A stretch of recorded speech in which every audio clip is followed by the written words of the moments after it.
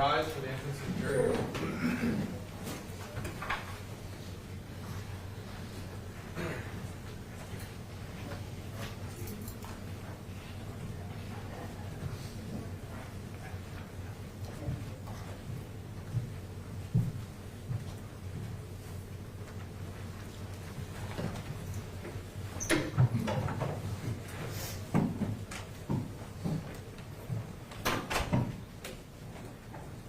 Maybe seated. Good morning, members of the jury. Good morning. Has anyone attempted to approach you or speak with you? Have you learned anything about this case between the time we separated on Friday and got back together this morning? No, ma'am. Thank you very much. Defense, do you wish to make an opening statement? Yes, ma'am. Present your case.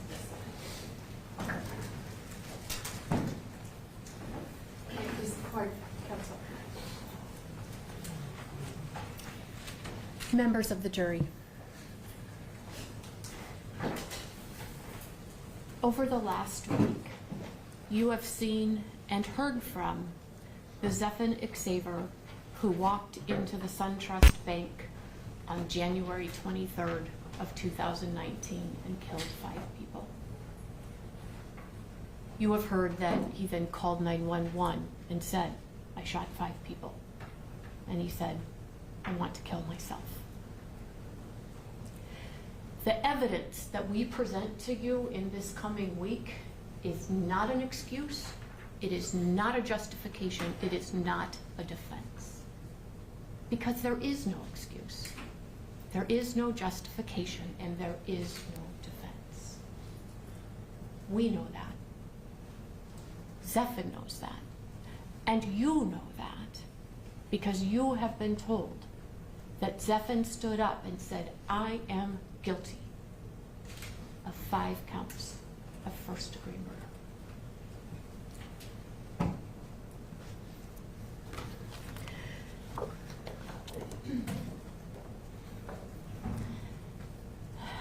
The evidence that we will present to you in the coming days will show you, will tell you the story of how this boy, who you will hear described as this sweet little boy, how he became the Zephan that walked into the bank and committed this horrible act. Zephan was born on April 2nd, 1997 in South Bend, Indiana.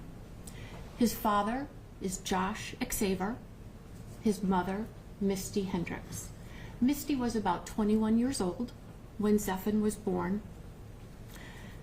Josh and Misty had dated for some time, and they wanted a child. They planned for it, and they were so happy when they found out that Misty was pregnant with Zephan. Not long after Zephan was born, Josh and Misty went their separate ways. They had never actually been married, but they ended their relationship, and Misty was living with Zephan, with her young boy in Bremen, Indiana.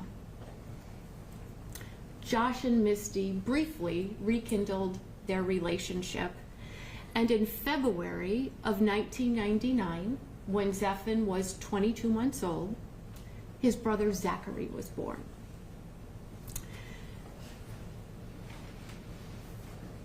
Josh and Misty's relationship ended, their romantic relationship ended for the last time shortly thereafter.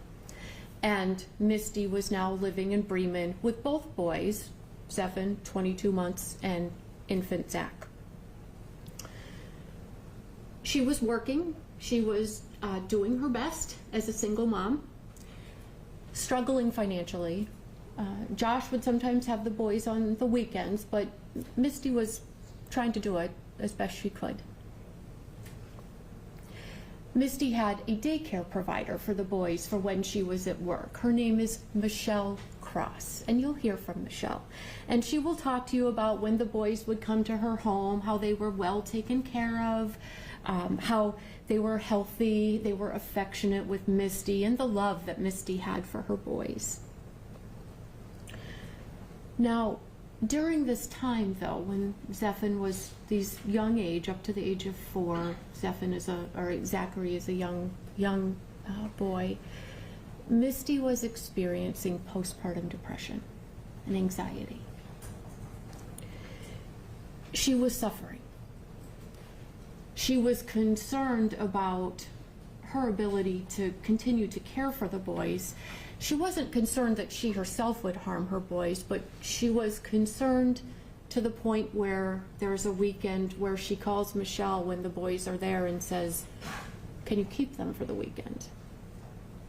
Misty was concerned that she might harm herself and didn't want her young sons to find her.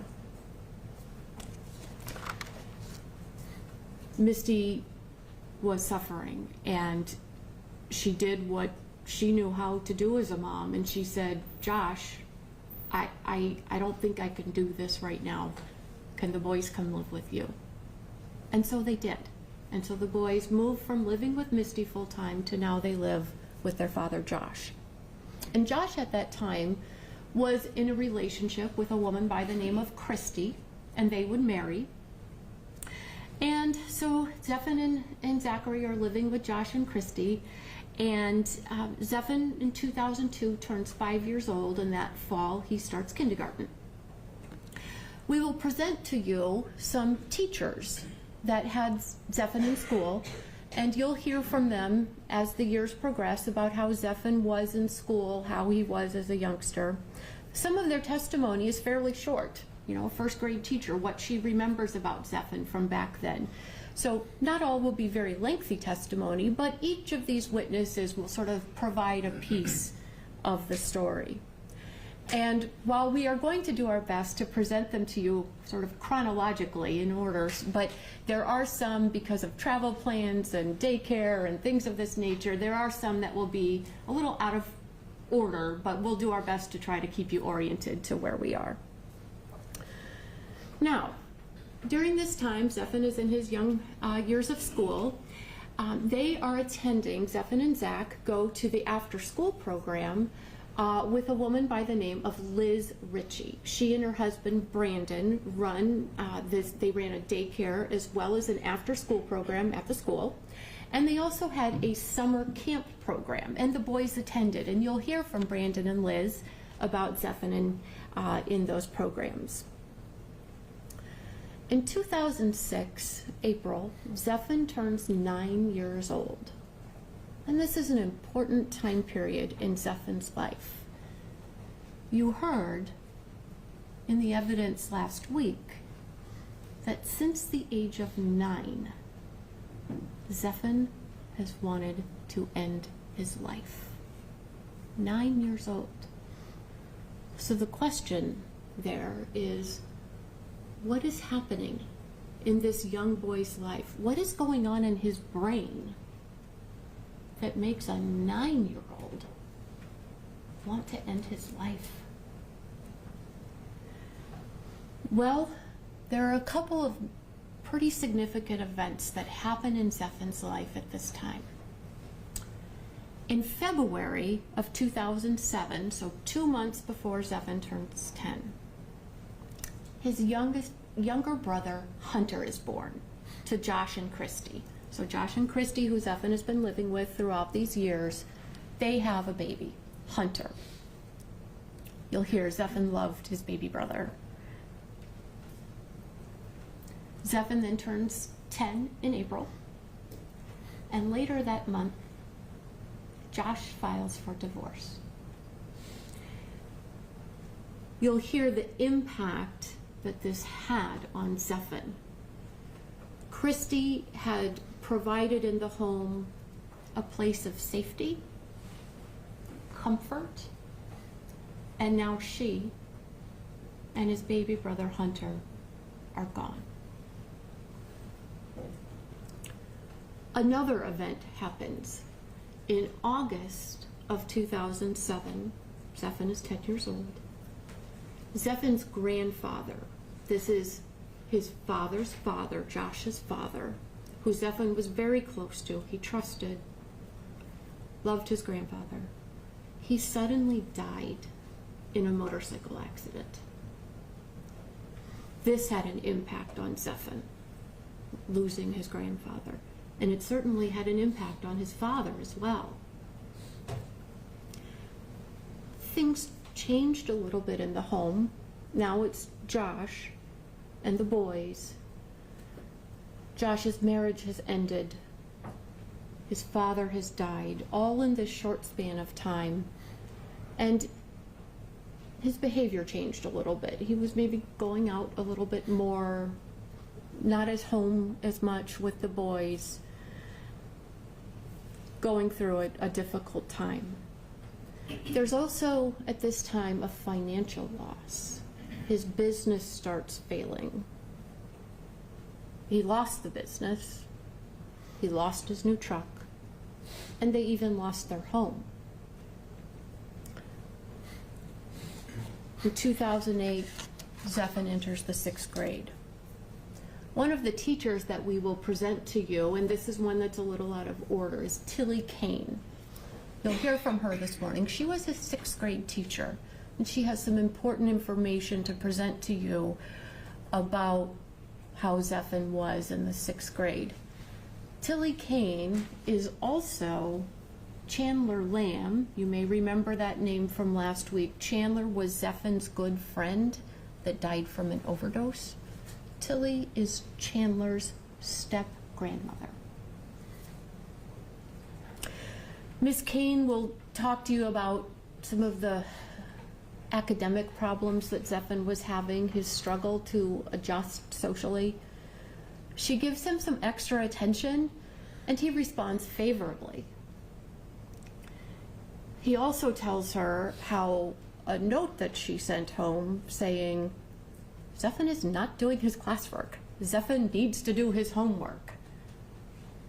After that note got sent home, Zephan comes to school the next day and says, I got a spanking for that. He's in the 6th grade. Tilly will tell you that that's sort of an unusual thing that would happen to a 6th grader. And boy, she knew, I'm not going to send another note home for Zephan because I don't want this to happen again. We will present to you teachers from the 7th grade, the 8th grade, and you will see through these witnesses, Zephan is not making it. He is not making it academically. He will not do his work. They say, Zephan, you can do this. You're a smart enough kid. You can do this. And Zephan he's just not doing it. He is just not doing his work. Throughout this time, Misty is still involved with the kids, sees them, visits them, and you'll hear from Misty about that. Misty has had some additional relationships. She was with a man by the name of Corey Roberts that Zephan really connected with. It was important to him. A man by the name of Mike Mitchell that Misty was married to for a brief time. And then there's another man by the name of Bruce Bannister. And you will hear about this on-again, off-again relationship. And we present this testimony to you not because we present it to you to show you the impact of what this relationship had on Zephan. So Zephan's dad, Josh, he was a sports guy in high school, big into sports, football, all the sports, mixed martial arts. Football was his thing, and he's, kind of one of those guys who rides that wave, after high school of sports, and wanted his sons to play sports. And they did. Zephan played football, Zephan wrestled, but Zephan, not really the most athletic guy, maybe not his forte. Zach, on the other hand, his younger brother, good at sports, athlete. And Josh and Zach really bonded over this. Zach was that kid who was doing the things that Josh had done and wanted to continue to be able to do. But Zephan, not that great. There was pressure on Zephan to play football and to do the sports that his dad wanted him to do. And he tried. He wanted to try to get approval. Zephan is in the 9th grade at Plymouth High School. Grades are not good. He's not doing his work. He's not getting along with his dad. And you'll hear the testimony about this relationship. And then in the fall of 2012, Zephan is in the 10th grade, and it's football season. And there's a hit. Zephan is involved in a tackle, and he hits his head. Not long after, a couple days of this hit on his head, where then he, had experienced some things, and they said, you can't play football right now. Not long after that, Zephan and Zach are being brothers, and Zach punched him in the head several times. There was concern about how Zephan was. Did he have a concussion? Those sorts of things. So there's a process that you may have heard of. It's called impact testing. And before a child would start and be able to start playing sports, they would go through this series of neurocognitive testing. They would have this evaluation done to kind of get a baseline for how they were, so that if something happened during the sports, they could say, well, okay, here's how he was before. Now he's had this injury, how is he now? And it's used to see if the child can go back and continue to play the sports. Well, after the football hit, after the hitting on the back of the head by his brother, Zephan failed the impact testing 6 times. The athletic trainer at the school says, we need to have this evaluated. So he sends them to Dr. Stilson, who also happened to be Zephan's pediatrician. Dr. Stilson was the team doctor for the team as well. So Zephan goes to see Dr. Stilson, and Dr. Stilson, who you'll hear from, says he's having post-concussion headaches, he's having depression, and he has anger. Dr. Stilson does his workup and says, we need to get Zephan into counseling. We need to do a full battery of neuropsychological testing. Dr. Stilson believed that the underlying issue here was psychological problems, not just the post-concussion symptoms. Zephan then sees Dr. Stilson in November, so 2 months after now the hit to the head. And Zephan tells Dr. Stilson he is having homicidal thoughts and he is having suicidal thoughts. He's having thoughts about hanging himself. He also talks about that there's tension with his father. And Dr. Stilson notes that Zephan is very socially isolated. He plays a lot of Xbox.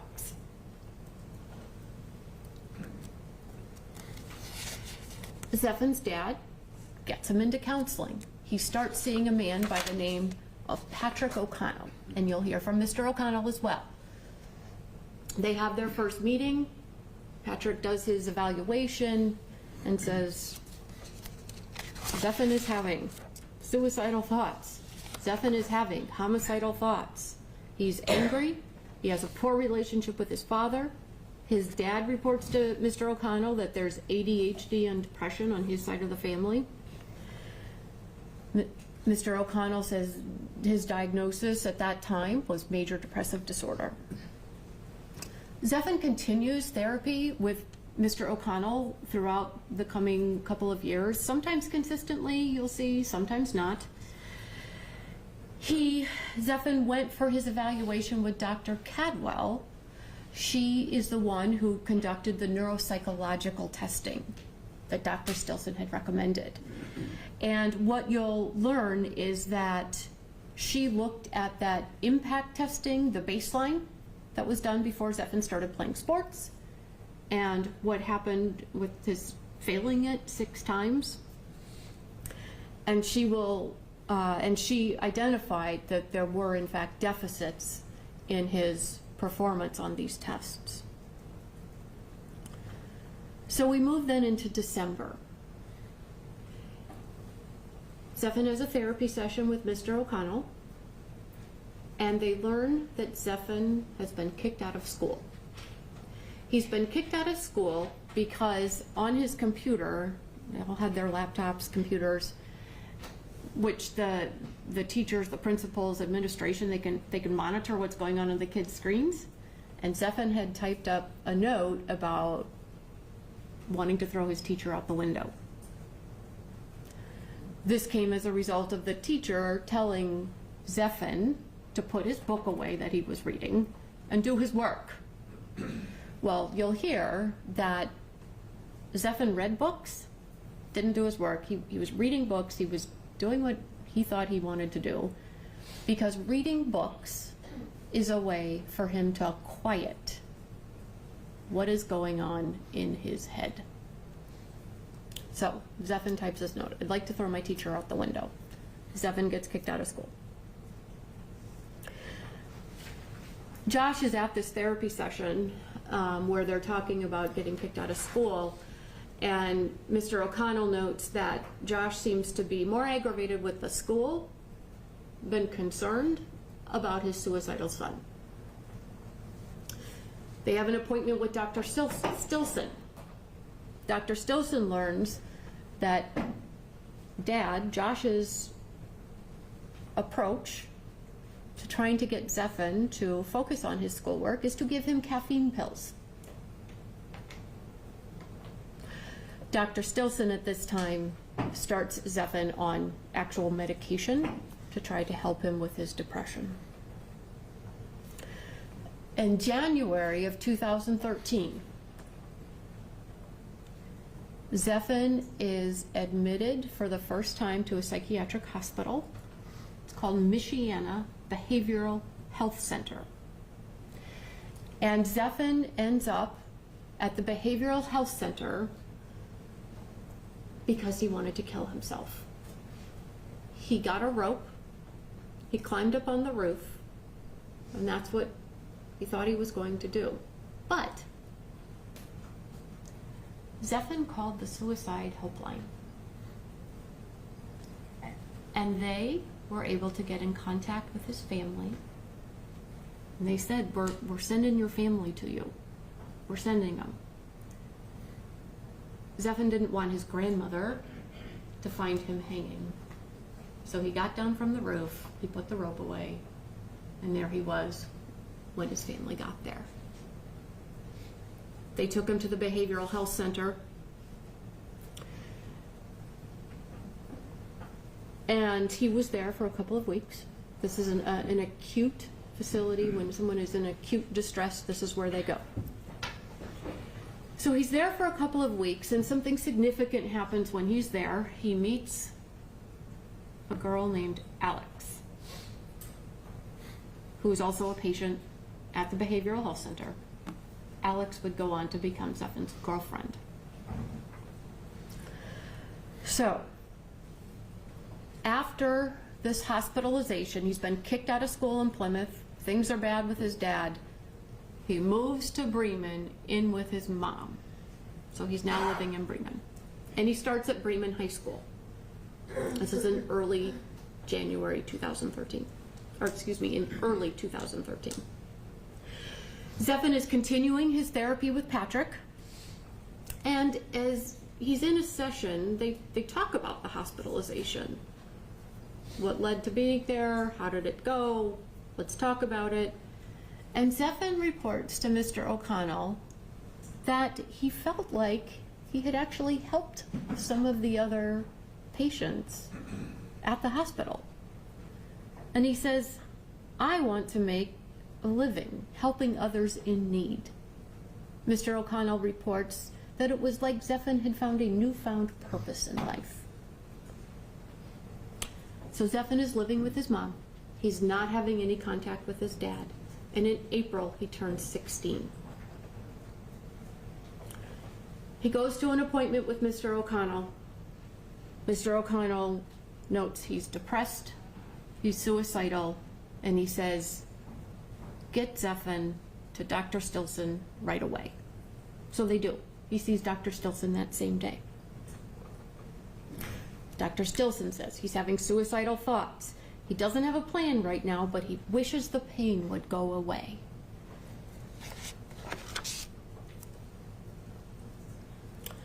Just 3 months after starting at Bremen High School, Zephan is expelled.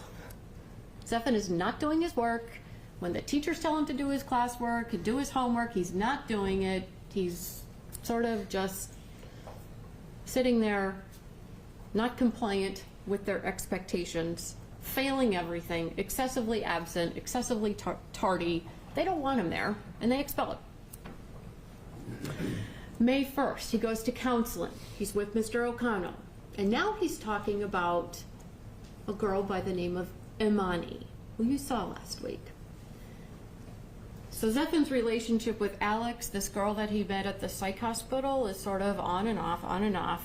In the meantime, Zephan's online, he's playing his games, he's talking to people online, that's what he does, and he meets Imani, and they start communicating. And Zephan just thinks, as he reports to Mr. O'Connell, a girl who loves me will make all this pain go away. Zephan reports to Mr. O'Connell that he feels nothing but hatred for his father. He wants nothing to do with him. He wants no contact with him. There's a medication adjustment. They're continuing the counseling, and in June of 2013 is the last appointment now that we see with Patrick O'Connell until the following year. So June through the end of 2013. No more appointments with Mr. O'Connell. And during this time, Zephan is living with his mom, Misty. Misty is in this on-again, off-again relationship with this man by the name of Bruce Bannister.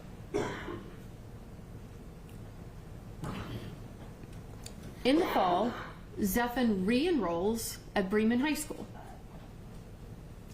And now the visits to the nurse start. And you'll hear about these visits. Zephan is going to the nurse's office and saying, I'm having headaches, I'm having panic attacks, I need help. And it gets to the point where, remember, he's no longer in counseling with Mr. O'Connell, and we're going to learn that Zephan is off his medications. Misty thought Zephan was doing better in November of 2013, so she took him off the meds. So, now we're into early 2014. Zephan is at Bremen High School, not on meds, not going to counseling. All these visits to the nurse, panic attacks. Things are not good. And the nurse and the counselor, they're saying, what do we do with him? And they say, we know he had been seeing Patrick O'Connell in the past.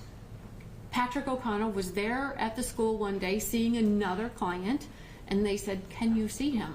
And he said, yeah, I haven't seen him for some time. The visits fell off, but yes, I can see him.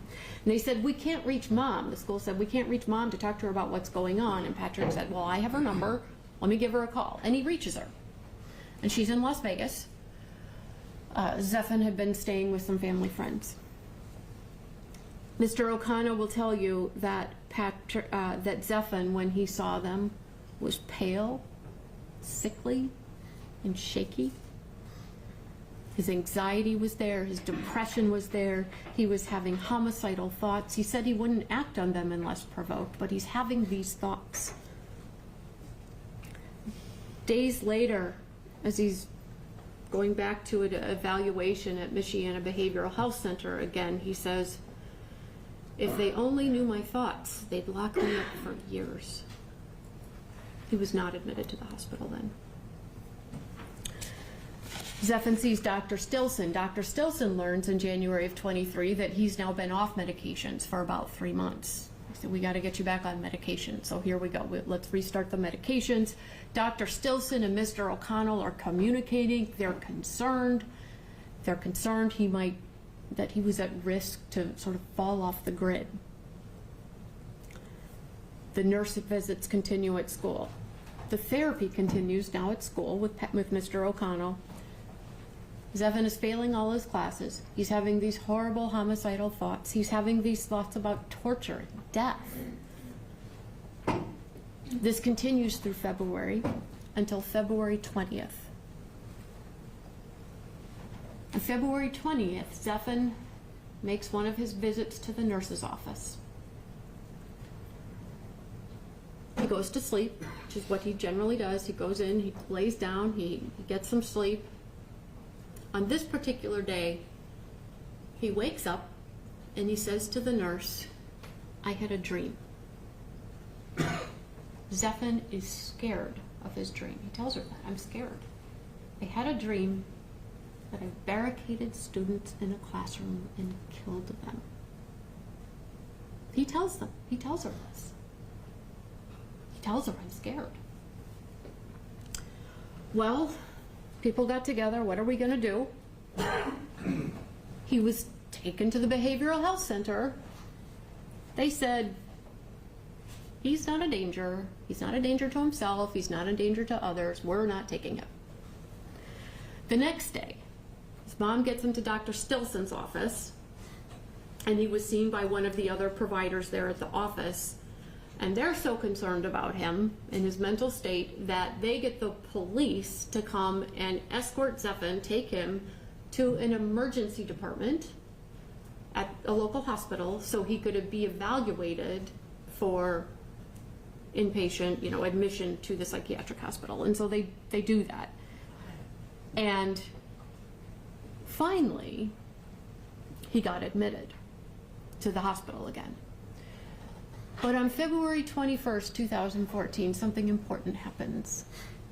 Zephan tells the provider at Dr. Stilson's office, "I'm hearing voices." Then when he goes to the emergency room for the medical clearance, he says, "I'm hearing voices." And then when he gets to the behavioral health center on February 21st, "I'm hearing voices." Now, he's there for this acute state that he's in, and 5 days after he gets there on February 26th, he gets in a fight. He punches another kid, the other kid is hurt, he has to get stitches. They said, we can't have Zephan anymore. Zephan has to leave. And he was discharged. He's back home. There's one more therapy session with him at school, and then he's out of that school. The school is obviously concerned about this dream he had. He's out of there. So, March 8th, he's back to the behavioral health center again as a result of an altercation between Zephan and his father. Department of Children and Family Services is called. He's there March 8th, acute care. He's discharged March 12th because he punched a hole in the wall. He's transported from the psychiatric hospital to another emergency room, and from there to a different psychiatric hospital.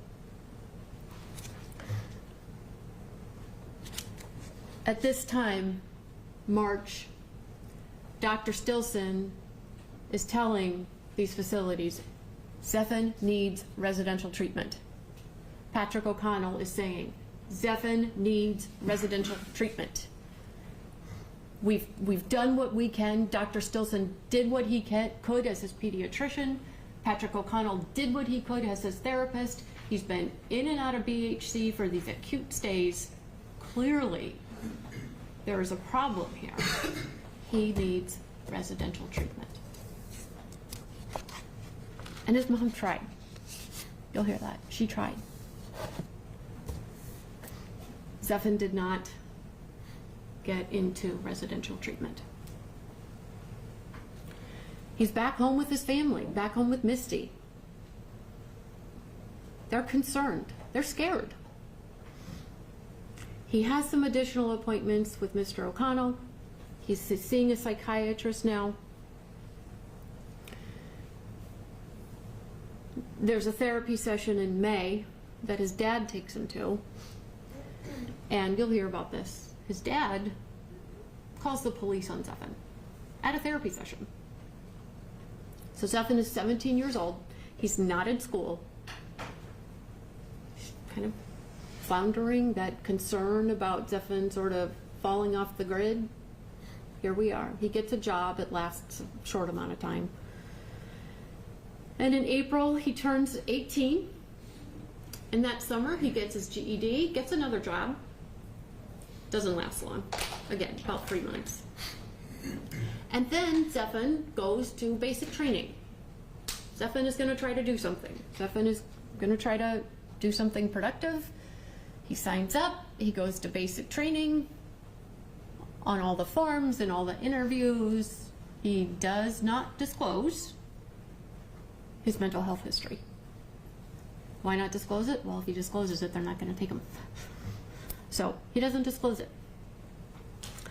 He turns 19 at basic training, and Zephan doesn't make it very long.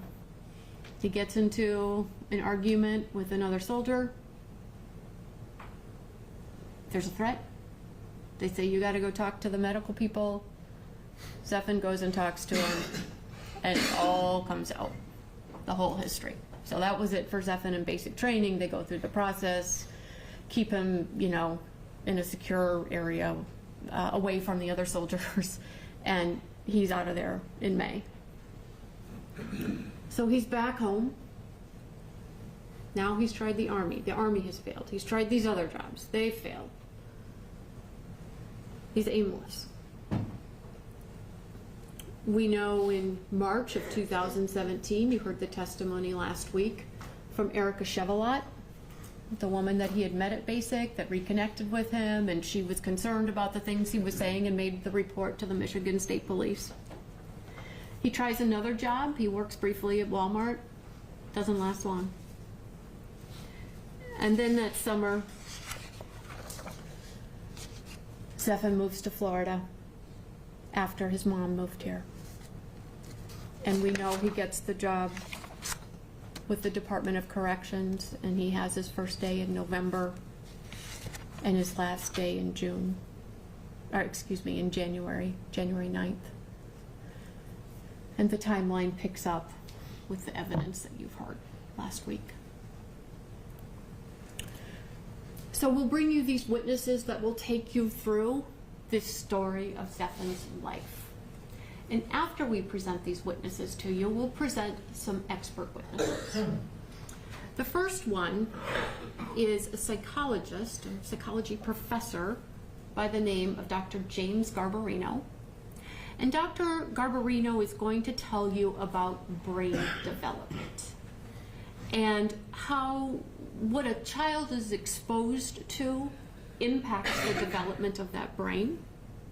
And he's going to talk to you about how a human brain is not fully developed at the age of 21, 25-ish maybe, we're getting there, but 21, not fully developed. Next, we'll present to you testimony from Dr. Mark Rubino. Dr. Rubino is a board-certified neurologist. Dr. Rubino will tell you that he has looked at brain scans, imaging that was done in 2023, 2022, and all the way back to the images that were done in 2013 after Zephan had the hit to his head in the football game. What Dr. Rubino will tell you is that Zephan has a tumor in his brain. He has a tumor in his brain, and it's growing.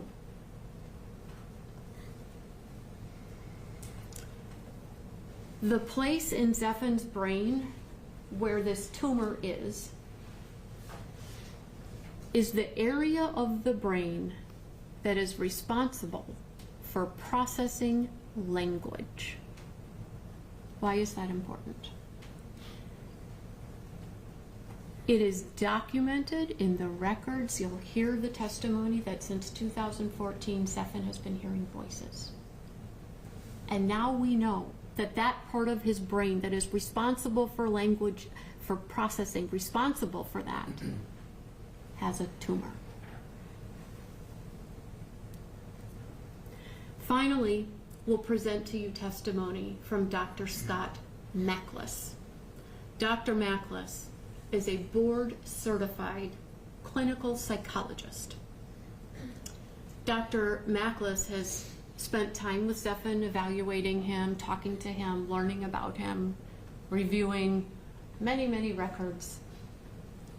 And Dr. Mackless is going to sort of take the information from these witnesses that we're presenting to you, and he's going to synthesize it for you, kind of put it all together and talk to you and help you to see why it is that, you know, we presented the first grade teacher, the seventh grade teacher,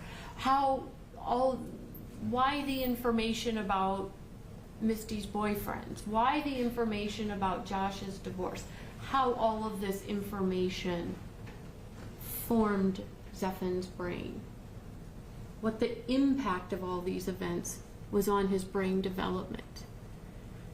And it will help you sort of see how this shaping occurred and to see how it is that Zephan interacts with the world.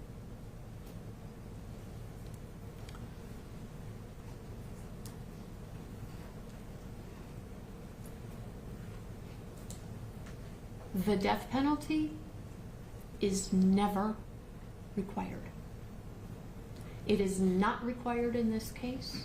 It is not required in any case. It is not required in the worst case you can imagine. You can always vote for life.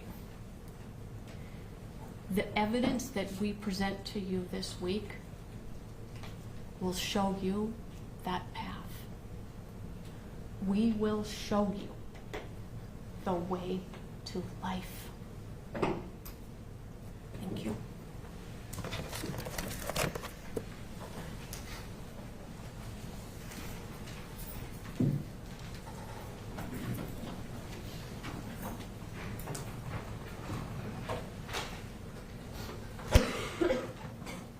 Let's call your first witness.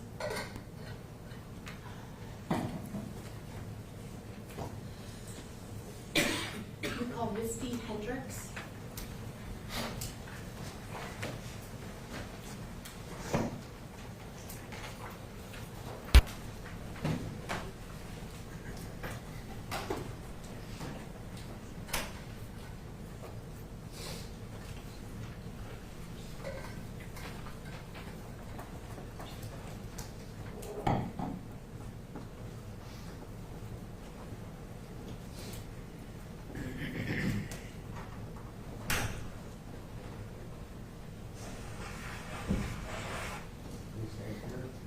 Do you solemnly swear or affirm that the testimony you're about to give shall be the truth, the whole truth, and nothing but the truth, so help you God? Yes.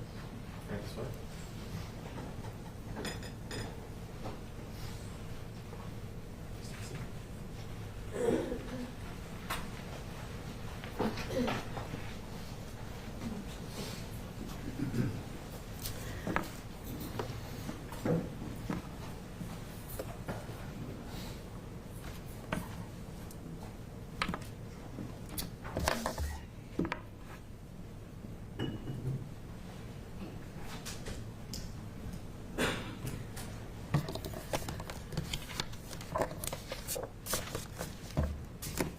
Okay.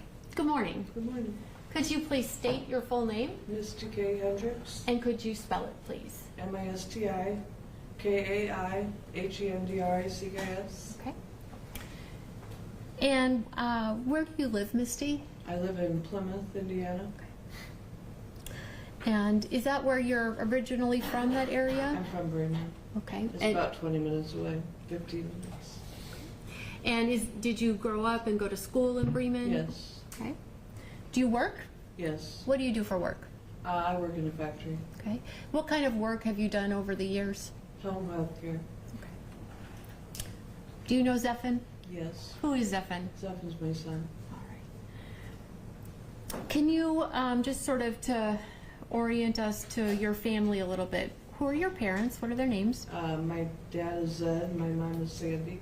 Okay. And how do you spell Zed, just so we have it for our record? Z-E-D, Okay. And Sandy? S-A-N-D-Y. Okay.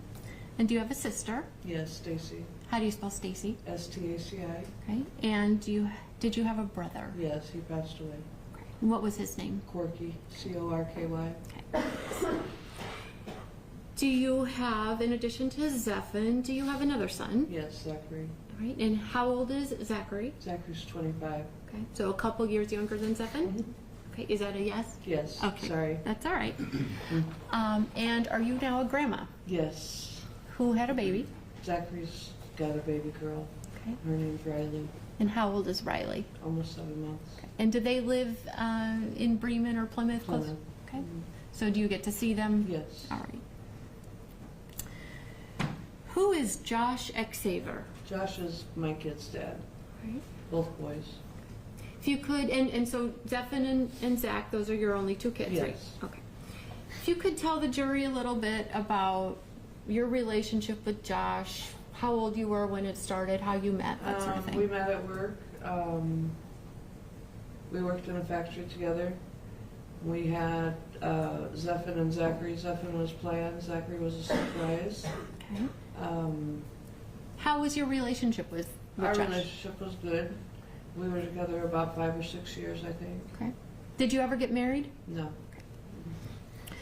So, you said Zephan was planned, so you and Josh wanted to have a baby? Yes. All right.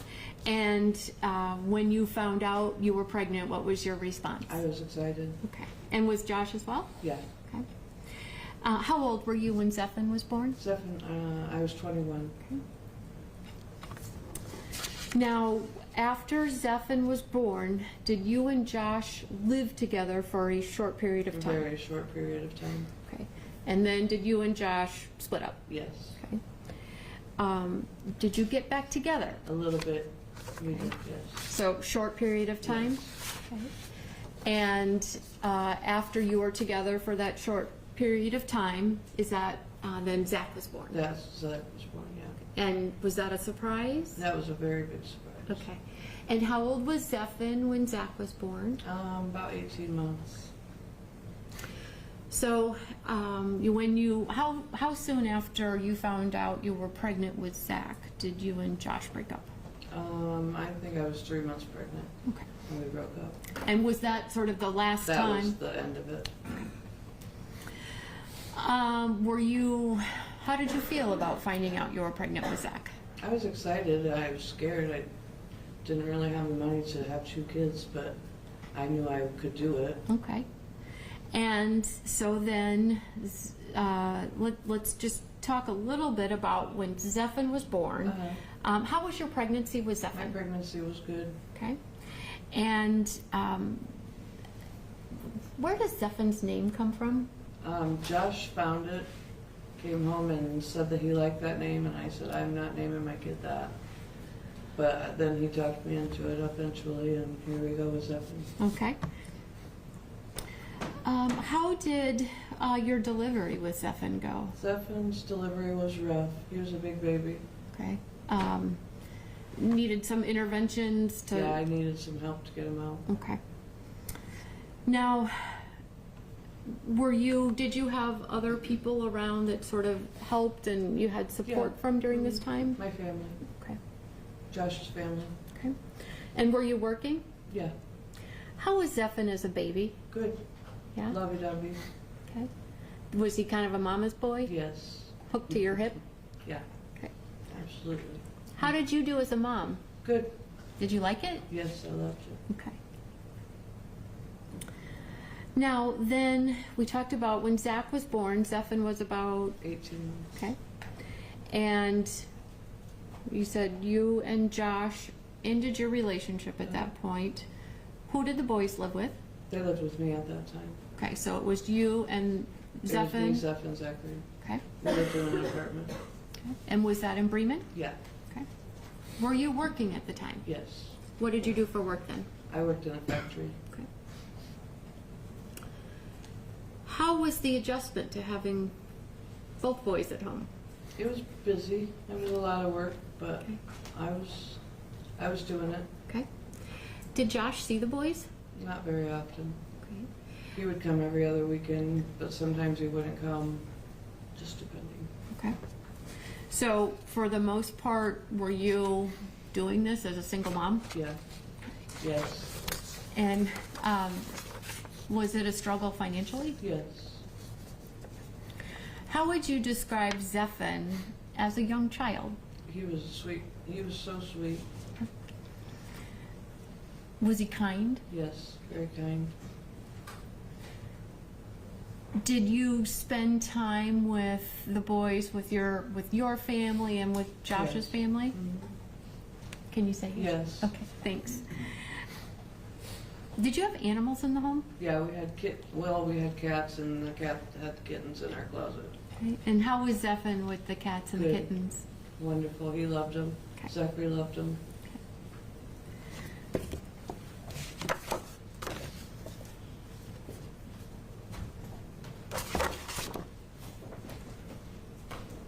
Showing defense counsel what's been marked as defense exhibits 1 through 7 for identification. May I approach the witness? Misty, could you take a look at these photographs? Mm-hmm. Just to yourself first.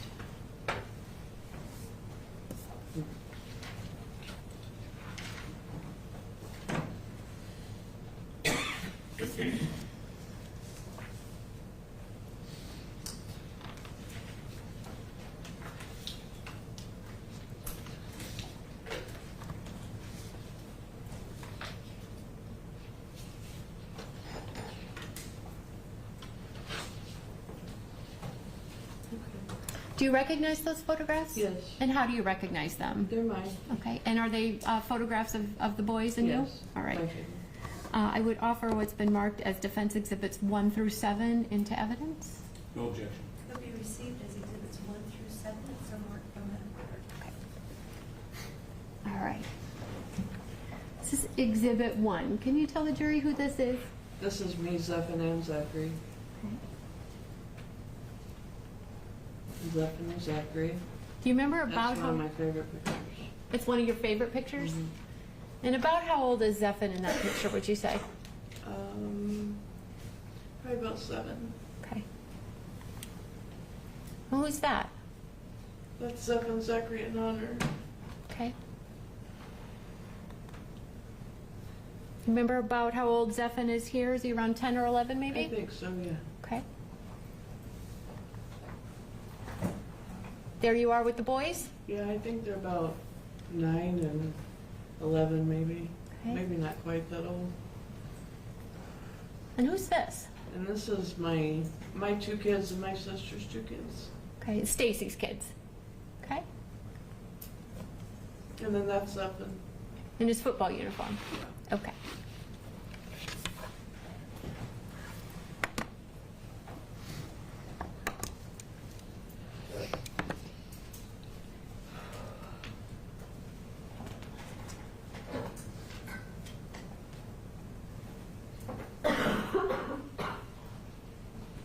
Now, when you had the boys at home, when they were little, and you were working, did the boys go to daycare? Yes. And who was their daycare provider then? Michelle Cross. All right. And how did you find out about Michelle? Somebody told me her name. She had just moved to Bremen. I believe she was from Goshen. And that was about a half an hour, 45 minutes away from Bremen. And somebody had given me her name, and I went and met her, and I loved her. Okay. So did the boys start going to Michelle's home for daycare? Yes. And how did they do there? Wonderful. Did She Zephan- treated them like her own babies. Okay. She didn't have kids at the time. Okay. Did Zephan enjoy being there? Yes. They both liked going. And did you sort of get to know Michelle and become friends with her? Yes. We were more like family. She was like one of my people in my village. Takes a village. And Michelle, was her husband Dave, or Yes. is her husband Dave? Uh-huh. Okay. And were there times when Michelle and Dave would keep the boys Yes. for a weekend, perhaps? Yes. They would ask if they could take them on vacations for the weekend, or they would be going here and ask if they could go for a day or 2. So they would take them. How was your relationship with Josh at this point? We were fighting a lot. We didn't get along that great when we first broke up. you know, trying to get stuff situated of how things were gonna go and whatnot. And was Josh with Christy at this point? Yes. And were you in another relationship yet at that point? No.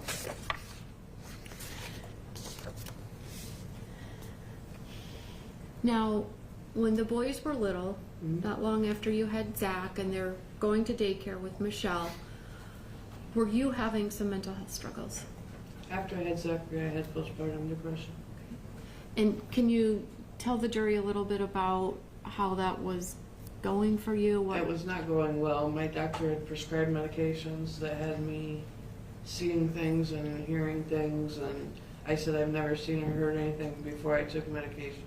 I don't know why I am now, because it was the wrong medication, obviously. At this time, your mom, Sandy, Uh-huh. was she sick? Yeah, she had ovarian cancer.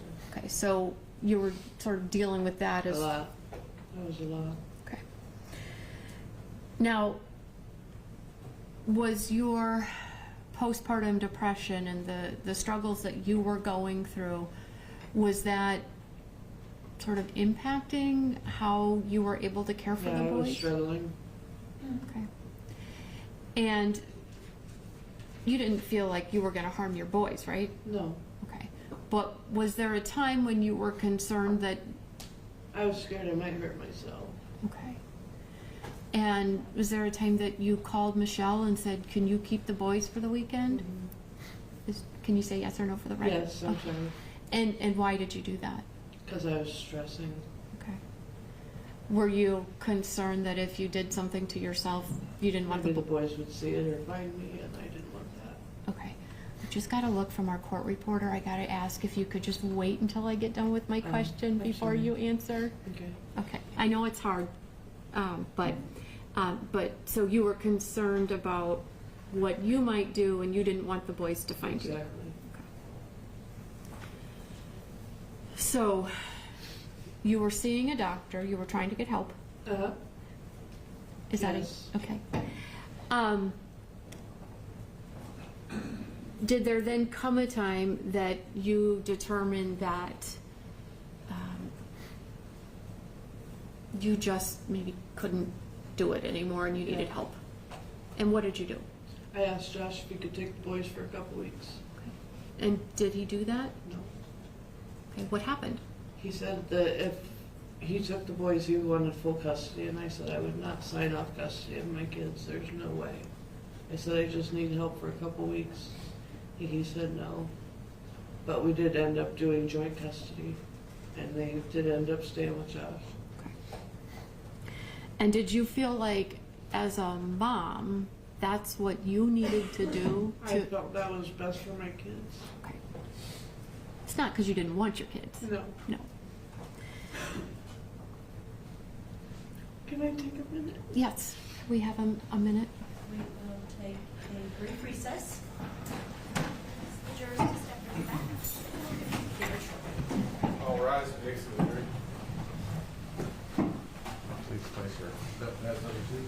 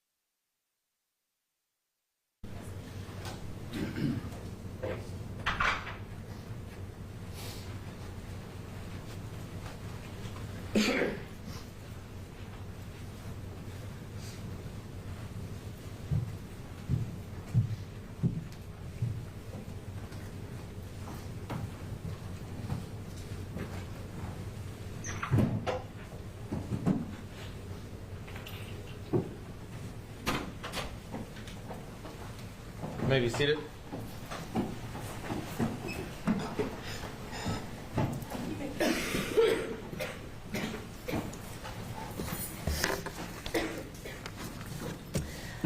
Okay, Misty, we talked a little bit about your mom, Sandy.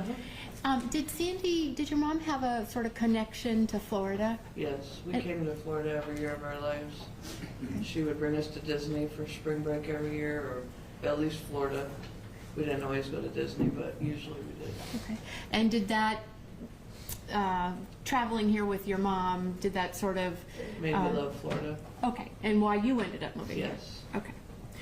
Now, you mentioned that your mom had gotten sick with cancer. When your mom was sick and the boys were little, were you still able to have the boys go visit your mom? Yeah. And how did you do that? Well, I would take them out there with me. My sister and I would go out every other day, so I would take the boys with me sometimes when I would go. And sometimes if the boys would stay the night, I would usually get them in their pajamas, take them at like 8 o'clock at night so they were ready for bed, and then pick them up by 8 in the morning so she could spend time with them, but they were kind of just sleeping. Okay. But And did your mom bring the kids to Florida? yeah, she brought all her grandkids to Disney. And what year was it that your mom passed away? 2005. And so when the boys were growing up, your mom lived in Bremen? Yes, Thanks. Okay. And what about your dad? Where did he live? Braveman. And would you take the boys and you'd see him as Yes. well?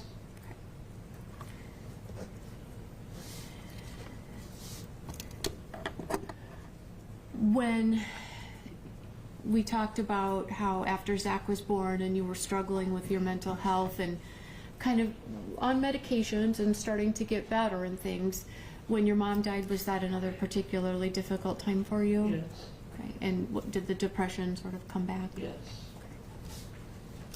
Now, there are a few people that I want to talk about just so we can kind of orient the jury to who some of these folks are. Who is Destiny Anderson? One of my best friends since high school. And when the boys were small and then throughout growing up and into the high school We were years? close when the boys were young. We weren't as close as we've been lately in probably the last 15 years, but probably when the boys were 8 to 10, we kind of got close again, more closer or whatever. So she was around a lot. She would come to my house Okay. a lot. And so she would be around the boys? Yeah. And then what about Courtney Graham? Who is that? Courtney's another one of my good friends that I've been friends with since Stephen was a brand new baby.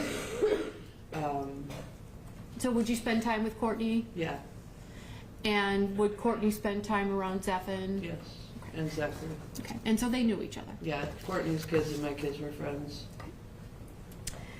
And who is Corey Roberts? Corey's my ex-boyfriend. Okay. And how long were you with Corey? Can you remember? Maybe 3 or 4 years. Okay. Did Corey live in your home? Yes, Okay. And did he live there then when Zephan would and Zach would come from Josh's and stay with you? yes, So the boys knew him. yes. Okay. And what about Mike Mitchell? Who is that? Mike Mitchell is my ex-husband. Right. And sort of in a timeline, was Mike Mitchell, were you married to him after your relationship with Corey? Yes, And did Mike Mitchell live with you at your home? yes, And would the boys come and stay with you at the home when Mike Yes. lived there? yes, And so Mike knew the boys, Zephan knew Mike. yes.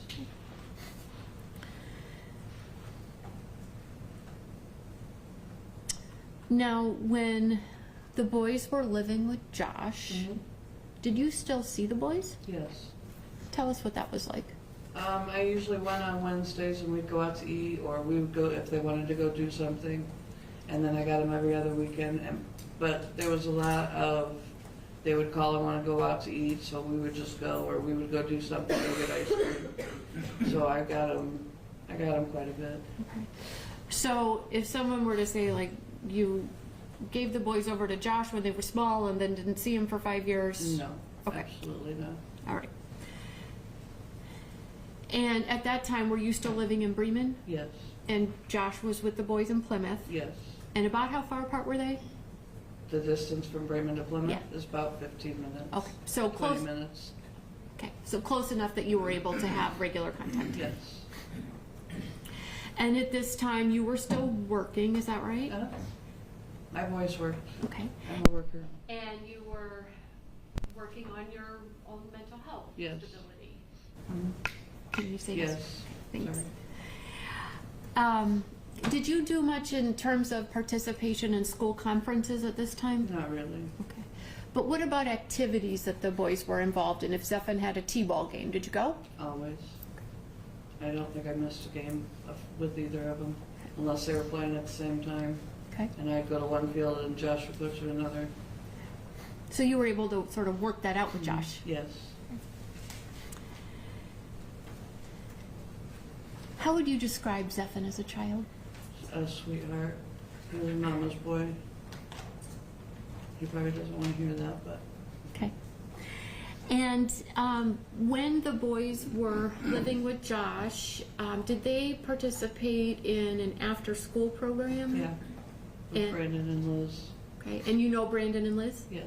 And did the boys also go to their summer program? Yes. Brandon and Liz had a summer program also.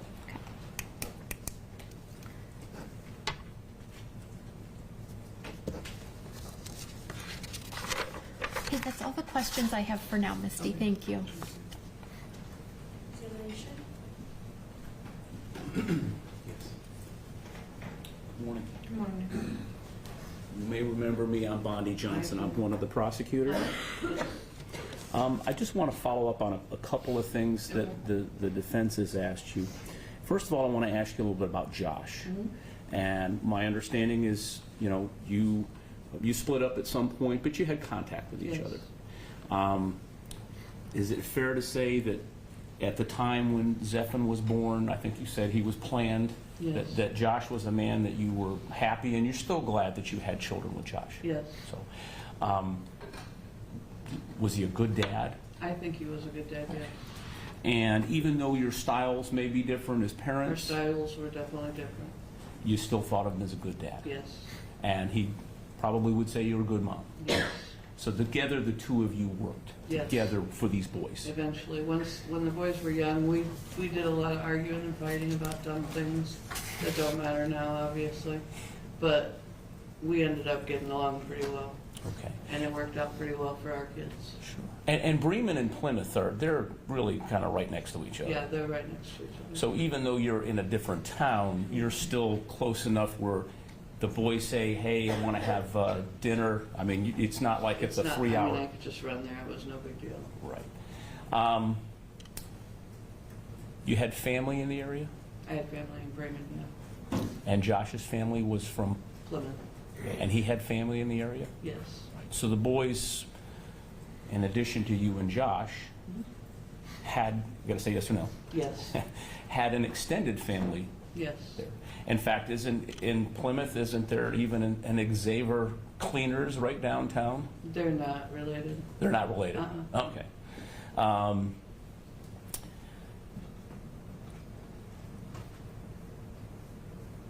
You talked a little bit about some other folks that were in the kids' lives.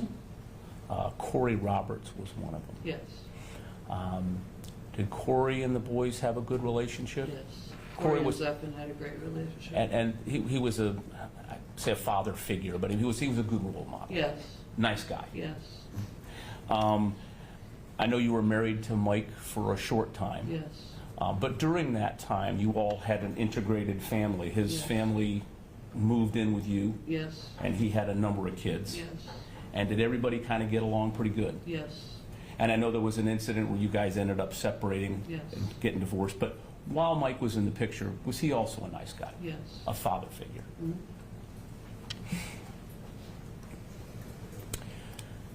Now, I want to ask you a little bit about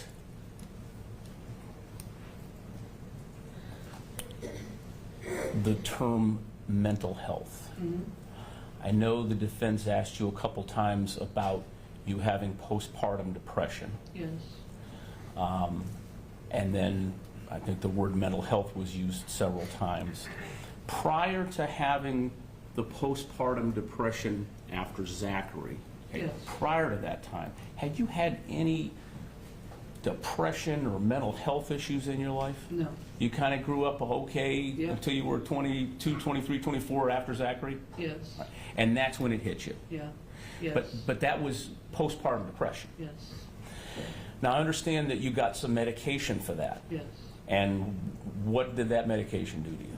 Made me hear and see things that I've never heard or saw. Okay. But you then stopped taking that medication. Yes. And since taking that medication, or stopping that medication, have you had any issues? And I'm not talking about how you feel now about this whole situation, Yeah. but I'm talking about, you know, from that point forward in your life. I mean, I've had hard times, but I wouldn't say I was depressed. Nothing like what we're talking there. No. So you didn't have schizophrenia or bipolar or some kind of psychotic thing No. that you had. It was the medication that made you Yes. kind of knock you out of commission a little bit. Yeah.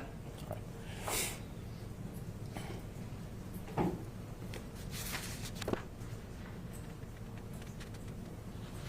Can I have 1 minute?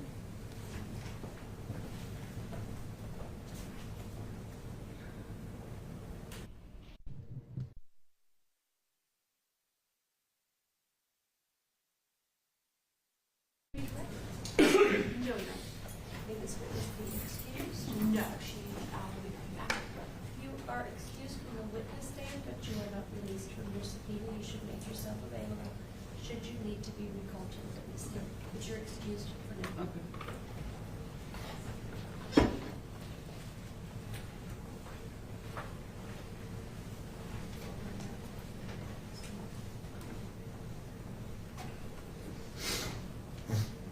Next witness, Tilly Kane.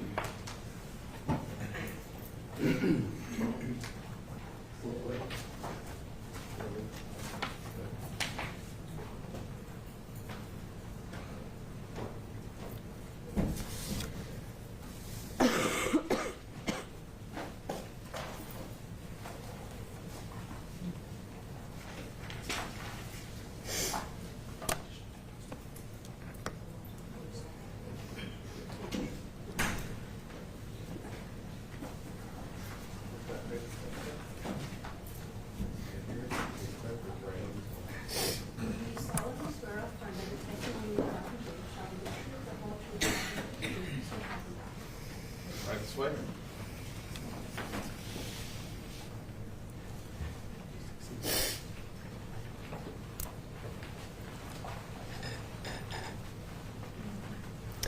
Can you introduce yourself to the jury and spell your name for the court reporter? My name is Tilly Kane. It's TillieKain.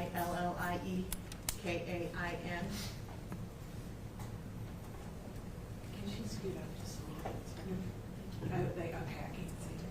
That's fine. Do you need to move? Did you get the spelling? Okay. Where do you live, Miss Kane? At Plymouth, Indiana. Okay. And how do you know Zephin? I was a 6th grade homeroom teacher and science teacher. What school? Riverside, 5th and 6th. And can you tell us a little bit about how the school was structured?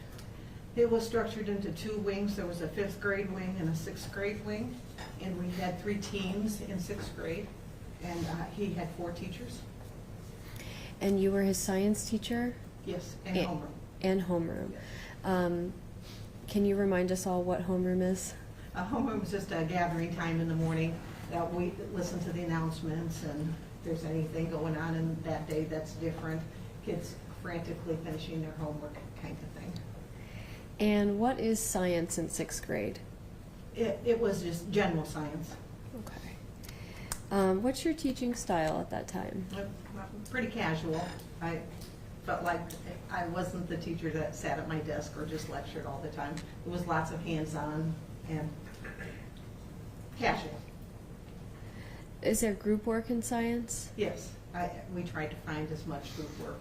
It just felt like kids learn better that way. Do you remember Zephin as a student? I do remember Zephin as a student, yes. Can you tell us about Zephin at that time? He was just a a sweet young man. He was an avid reader and just very friendly and did everything he was supposed to do except for maybe his schoolwork, not getting it in on time. When you say that he didn't do his schoolwork, did you get the sense that he could not do the work? Oh, no, Zephyr's very, very intelligent. He could do it. He just spent a lot of time. He read a lot. I'd see him sneaking his book out instead of doing what he was supposed to do. Generally speaking, when you have an issue with a student, do you send a note home? Yes, we had Friday folders that went home with all of their work, their graded work inside. And on the front, there was a place for communication with parents. And so you would send notes home on Friday. And good notes, concerns, that kind of thing, just as a communication. And then the parents were supposed to sign the folder, and the students brought it back on Monday. So it went home on Friday, was supposed to come back on Monday signed? Yes. And acknowledged? Yes. Okay. Can you tell me about a particular time you remember sending a note home with Zephyr? Yes, I sent a note home saying I was concerned about him not getting his work in, and could he spend a little more time at home and maybe be monitored or something to make sure it was complete before he came into school the next day. And that was on a Friday? That was on Friday, yes. Can you tell us what happened on Monday? On Monday, Zephyr came in very upset. He did have the folder signed, but I don't remember a comment or anything on the folder itself, but Zephyr was very upset, and he was teary-eyed. And he told me that his dad had spanked him really bad, and to please never send a note like that home again. For the reason that you sent the note home, like he's not doing his schoolwork, Right. that was was it a normal note to send home? Pretty normal. Yeah, that's common. The sixth graders, they're busy, and they have other things that, their friends and everything going on. So that wasn't unusual. And that was before, we didn't email and everything, so it was pretty much the notes. But that was a very unusual response. An unusual response? From the- From Zephyr or from an average sixth grader? And both, yeah. Just sixth graders just don't, they're more into their friends, and I taught fifth grade for a long, long time, and they're different. Something happens, that's puberty, they go through puberty, and their friends become everything. The teacher not so important, in their lives, and they don't. I've never had a student, open up to me like that, and in my mind's eye, that sixth graders usually aren't spanked. Okay. What was your solution to this issue of you obviously couldn't send notes home anymore? Right. I didn't send notes home at. I felt very strongly that he was being very truthful with me, and I believed him. I mean, it was just so genuine. And so we decided that, I told him he still had to get his work done, and so I moved him to the row right next to my desk.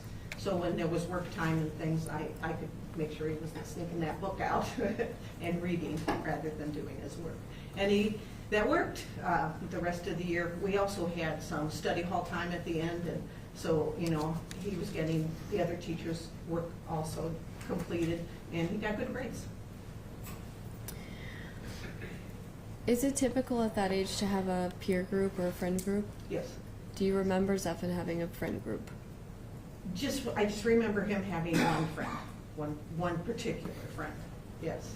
And they were pretty close, and I remember a lot of times when we'd line up for recess or line up for lunch or whatever, those two would like to talk to me. Was that unusual as well? Yes, because they're so into friends. They're chit-chattering with each other. Did you ever see any aggression from Zephyr? No, Was that never? never. No, no. Was he a bully? Not at all. He was pretty quiet. Okay. I want to ask you a little bit about your relation to some other witnesses that we're going to talk to later. Are you related to anyone else who is going to come down here and testify? Yes, my son and my daughter-in-law, Okay. Angie and Lance Kane. Okay. And does Angie have a son, or did Angie have a son? Yes, Chandler. Did Chandler pass away? Chandler passed away, yes. Okay, was that several years ago? Yeah, like around 8 years ago. So it's Okay. been a while. And even though you're somewhat of a family friend with that relation, was the only exposure you had to Zephan in the 6th grade classroom? Yes. Okay. I don't have anything further at this time. No questions. Yes. You are excused from the individual. Thank you.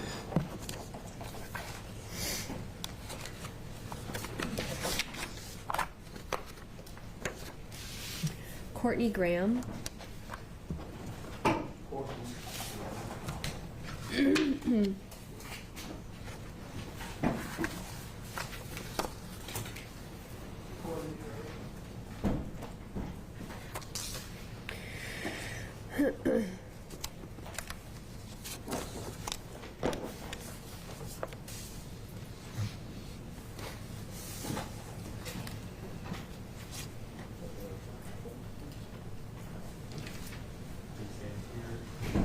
Do you solemnly swear that the testimony you offer give shall be the truth, the whole truth, and nothing but the truth? Yes. Right this way.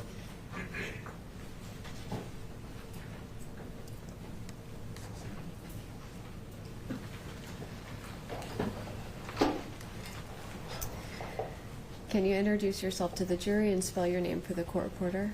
My name is Courtney Graham, and it's Courtneygraham. Where do you live? Plymouth, Indiana. How do you know Zephan? I've known Zephan and his mom for the last 26 years. How did you meet his mom, Misty?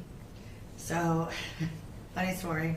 I was young, moved to Bremen, and there was a girl, we lived in the same apartment building, and there was a girl that wanted to beat me up, and I'm not a fighter, nor is Misty, but I heard that she didn't like Misty, and Misty didn't like her, and she was scared of Misty, so I befriended Misty to protect me.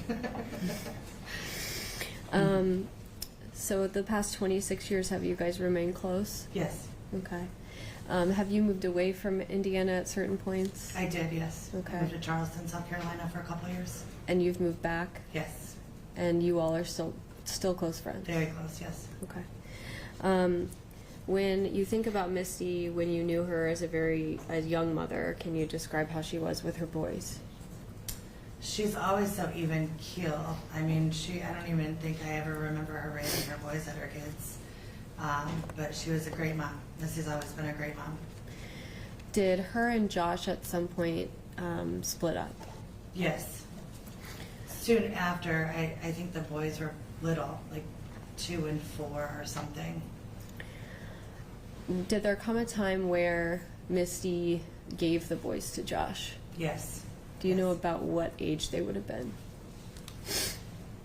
Probably the 4 to 6 mark. I'm not great with like timelines now that I'm getting older.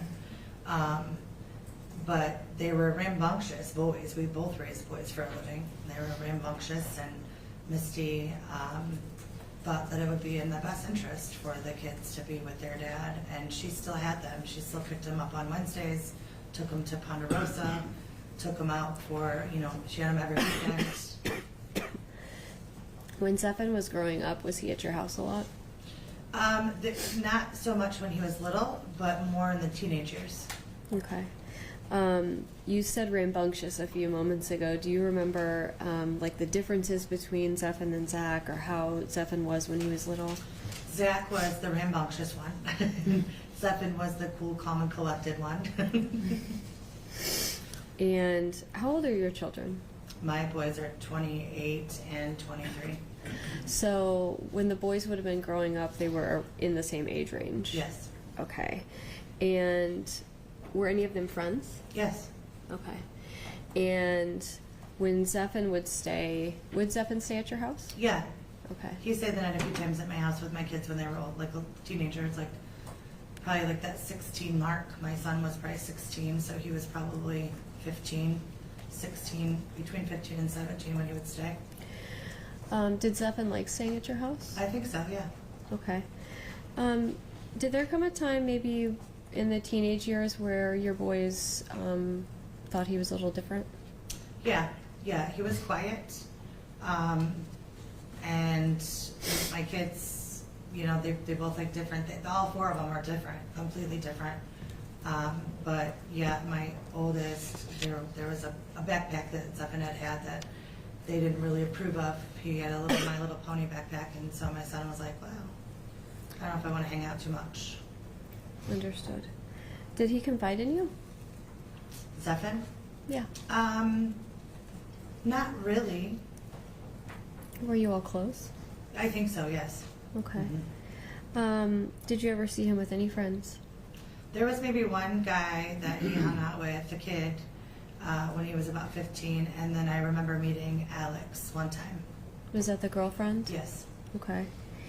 Did he have a sense of humor? Yes, he does, absolutely. Dry. He was always a really good kid and always very polite and good. In his teenage years, did Zephan go back and forth between living with Misty, moving back in with Josh? Yes. Okay. Do you remember how that went? So Zephan came home to Misty probably when he was about 15, and Misty enrolled him back into Bremen School from Plymouth School. And then that's when some troubles were going on with his mental health. And that's when Misty was trying to get him help.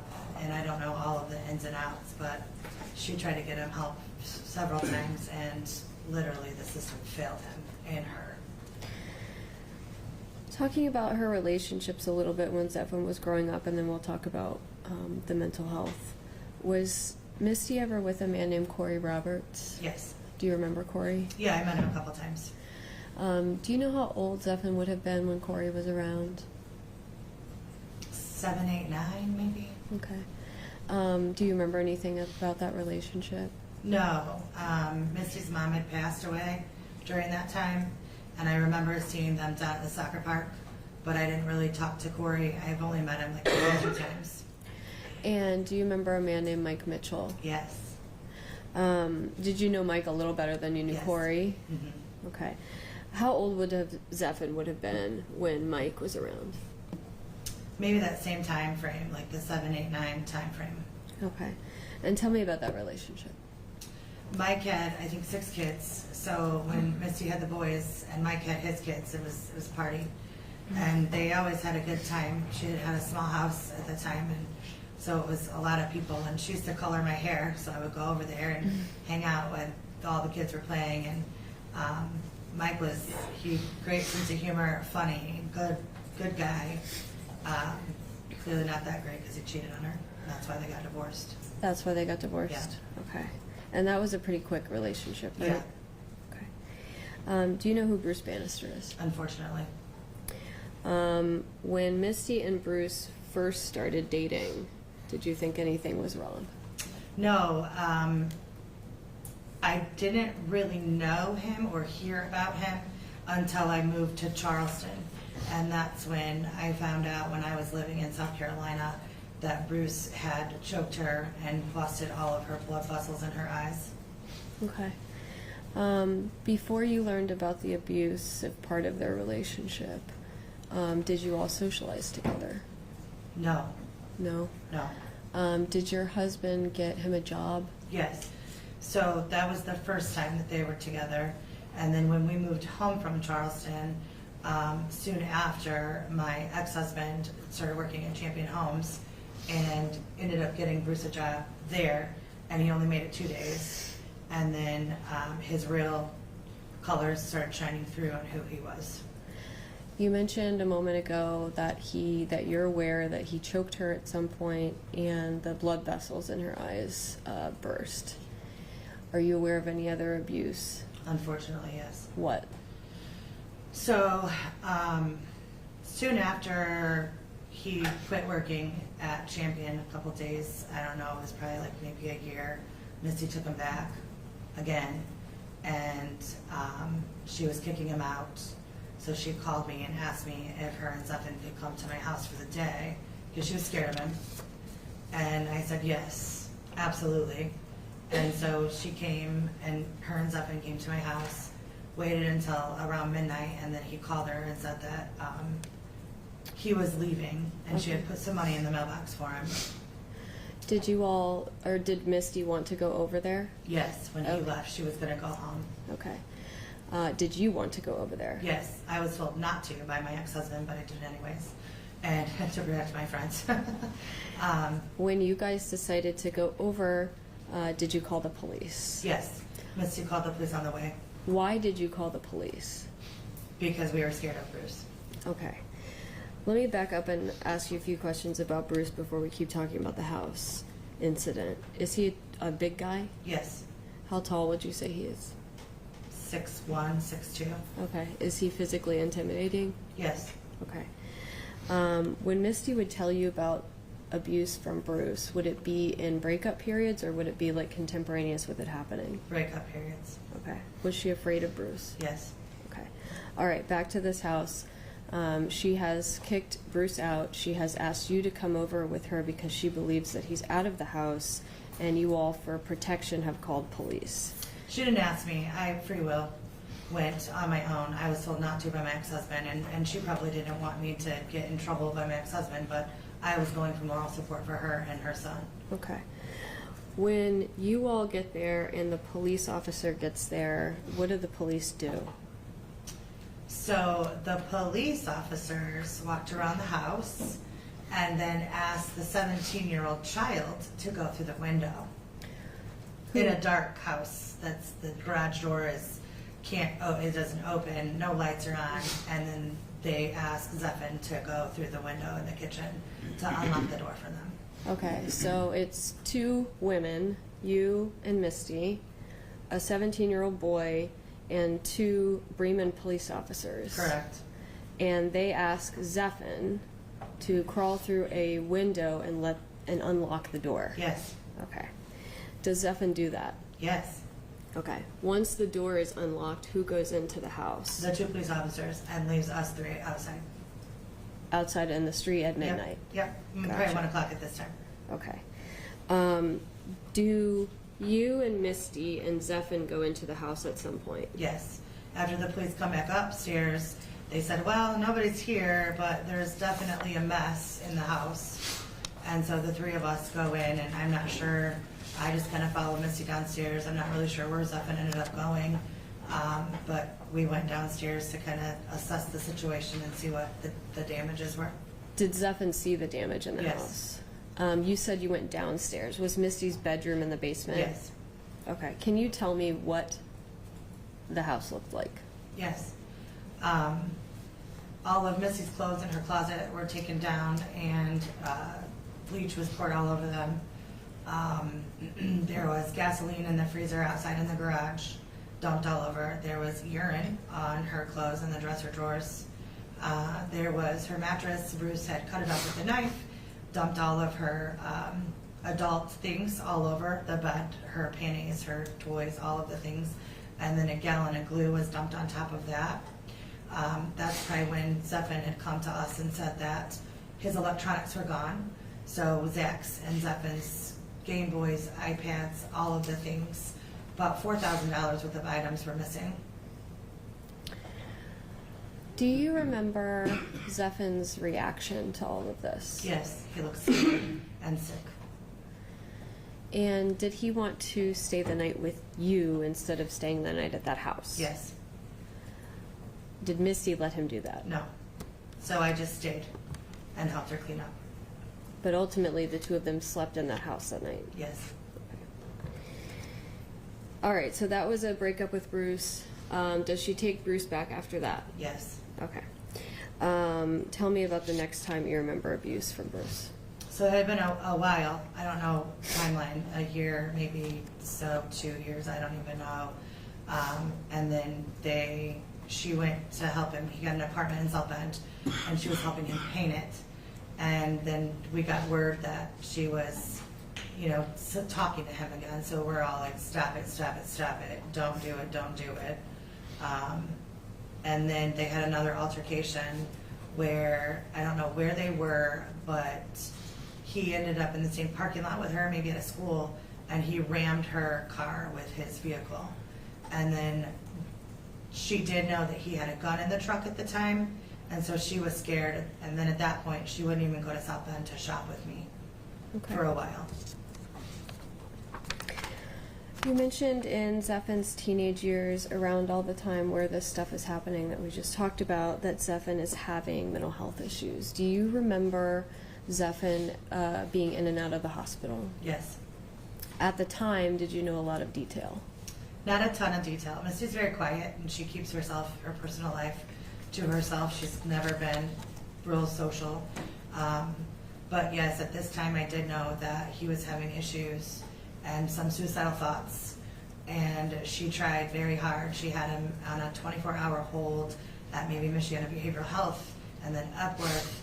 And then she found a place out of Arizona, I think, or Oregon, that would take him. And then for insurance purposes, they wouldn't. And so she called me one night and she said that she was crying and she was scared and she was afraid that Zephin was going to kill her. And she wanted to come sleep on my couch. And I said, of course, come sleep on my couch. But she tried very, very hard to get that child help and that he needed. Okay. All of these hospital stays, to your memory, were very brief? Very brief. Okay. And it sounds like Misty did try very hard to get Zephin into some sort of long-term facility. Very hard.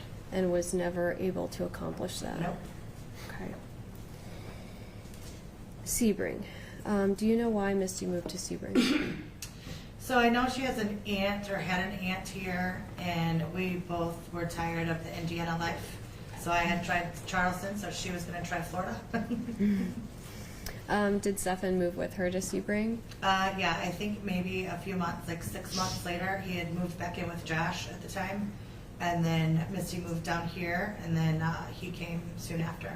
And when she moved to Sebring, she was not with Bruce, right? Correct. Okay. Does she get back together with Bruce again? Yes. Does he move into the Sebring house with her and Zephin? Yes. Did she tell Zephin ahead of time that that was happening? I don't think so. Okay. Did she tell you? No. Okay. I found out because I let her stay at my hotel, and my staff told me that Bruce was with her. Have you had any contact with Zephin since he got arrested? No. I don't have anything further at this time.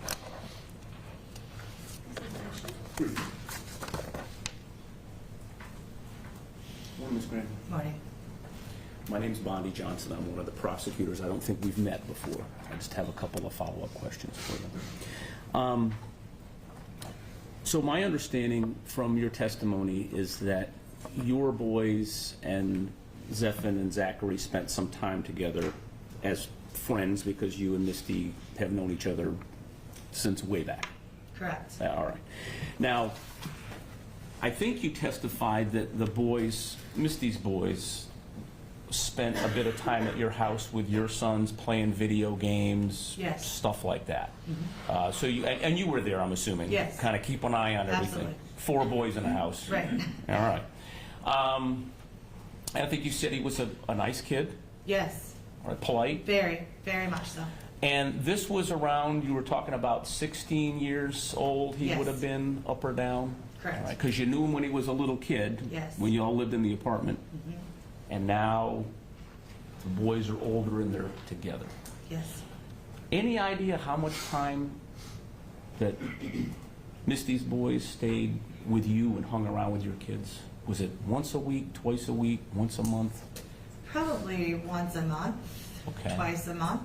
And were those times, would they stay over and stuff, or was it just for a few hours? Sometimes they would stay over, and sometimes it would be just for a few hours. Okay. Dinner, holidays. So did you get a chance to interact with the 4 of them? Oh, yeah, absolutely. Okay, kind of get to know, well, you said he was very polite Yes, and behaved, absolutely. never gave you any problems? No. Did he ever say to you that he heard voices or he was troubled by some kind of external sources or No. anything like that? There's nothing that you observed? No. And other than the My Little Pony backpack, which might have been a little unusual, seemed like a decent kid to you? Yes. That's all I have. Thank you. Are you ready? May this witness be excused? You are excused, ma'am, and free to go about your business.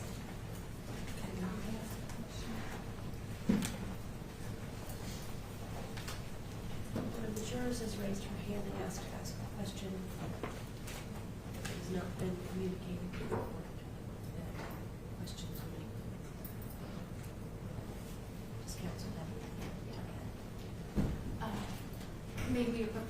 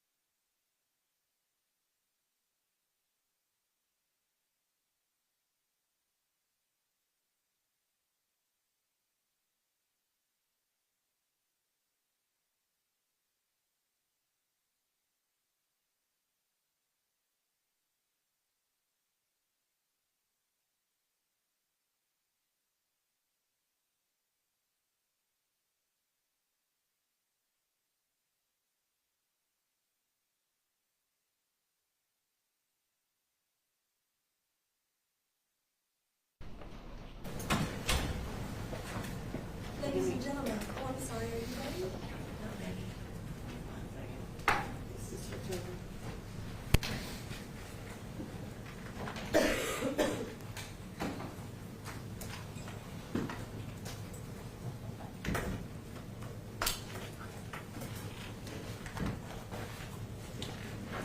Ladies and gentlemen, the jurors' responsibility during the trial is to listen and take everything in. The jurors, if you have any questions, usually those come during the deliberation time. If you have a question then, and you can write that down if you're in deliberations. But meantime, if we can just let the evidence in the trial progress and y'all just listen carefully. Thank you very much. Next witness, please. Michelle Cross.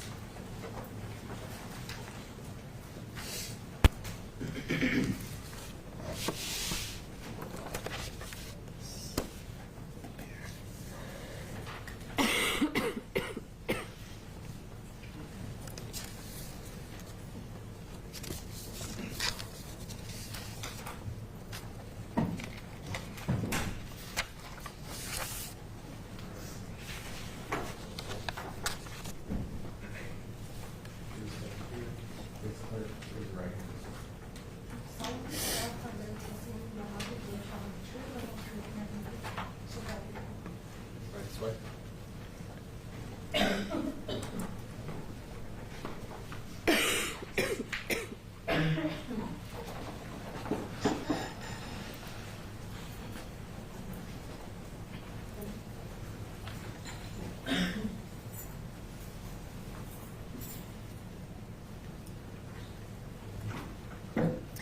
Can you introduce yourself to the jury and spell your name for the court reporter?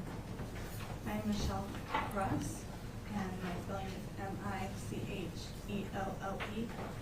Michellellecross, and I'm from Syracuse, Indiana. How do you know Zephin? I babysat for Zephin when he was about 3 till he was probably almost 5. Were you close with his mother? I would have considered her a good friend. Did you also babysit or take care of his brother Zachary? I did. Okay. And how many children around that same time that you were caring for the Xavier boys did you take care of at your daycare? The ones that would have been there full time would have been probably around 5 or 6. I had about 10, but the ones that would have been there at one time would have only been 5 or 6. Okay. So over the course of your whole daycare, maybe 10-ish. The whole thing probably would have been, I don't know, close to 20 over the 2.5 years. Gotcha. But around this time where the boys were there, 5 or 6 other kids. Tell us what you would do at the daycare during the day with the children. It was in our home, so we just did home stuff. They would play outside. We had a dog. They would play with the dog. We played all kinds of ball. We played with toys. Sometimes they would watch TV. We didn't watch a lot of TV. Just back then, I was all about being outside, so we were outside a lot. Did you have your own children at this time? No, I did not have my daughter until just a few months before I stopped babysitting for them. And when the children would be picked up at the end of the day, would you give the parents a sort of progress report? Yeah, just a verbal one, just telling them how the day went and if the kids had done well or if there was a problem, I would let them know. And how were Zephin's progress reports? He was always good. I never had a problem with Zephin. And the children that you were caring for at the same time that you had the Xavier boys, what are the age spans? Most of them would have been about 6 months up until 5. I did have a couple that were 7 or 8. They were just there before school and after school for a little bit. And at that same time, did you care for any children that had any sort of special needs? I did. I had one that was autistic. Okay. Do you have a child with developmental issues? I do. Okay. So you have sort of an awareness of those kinds of things? I do. Okay.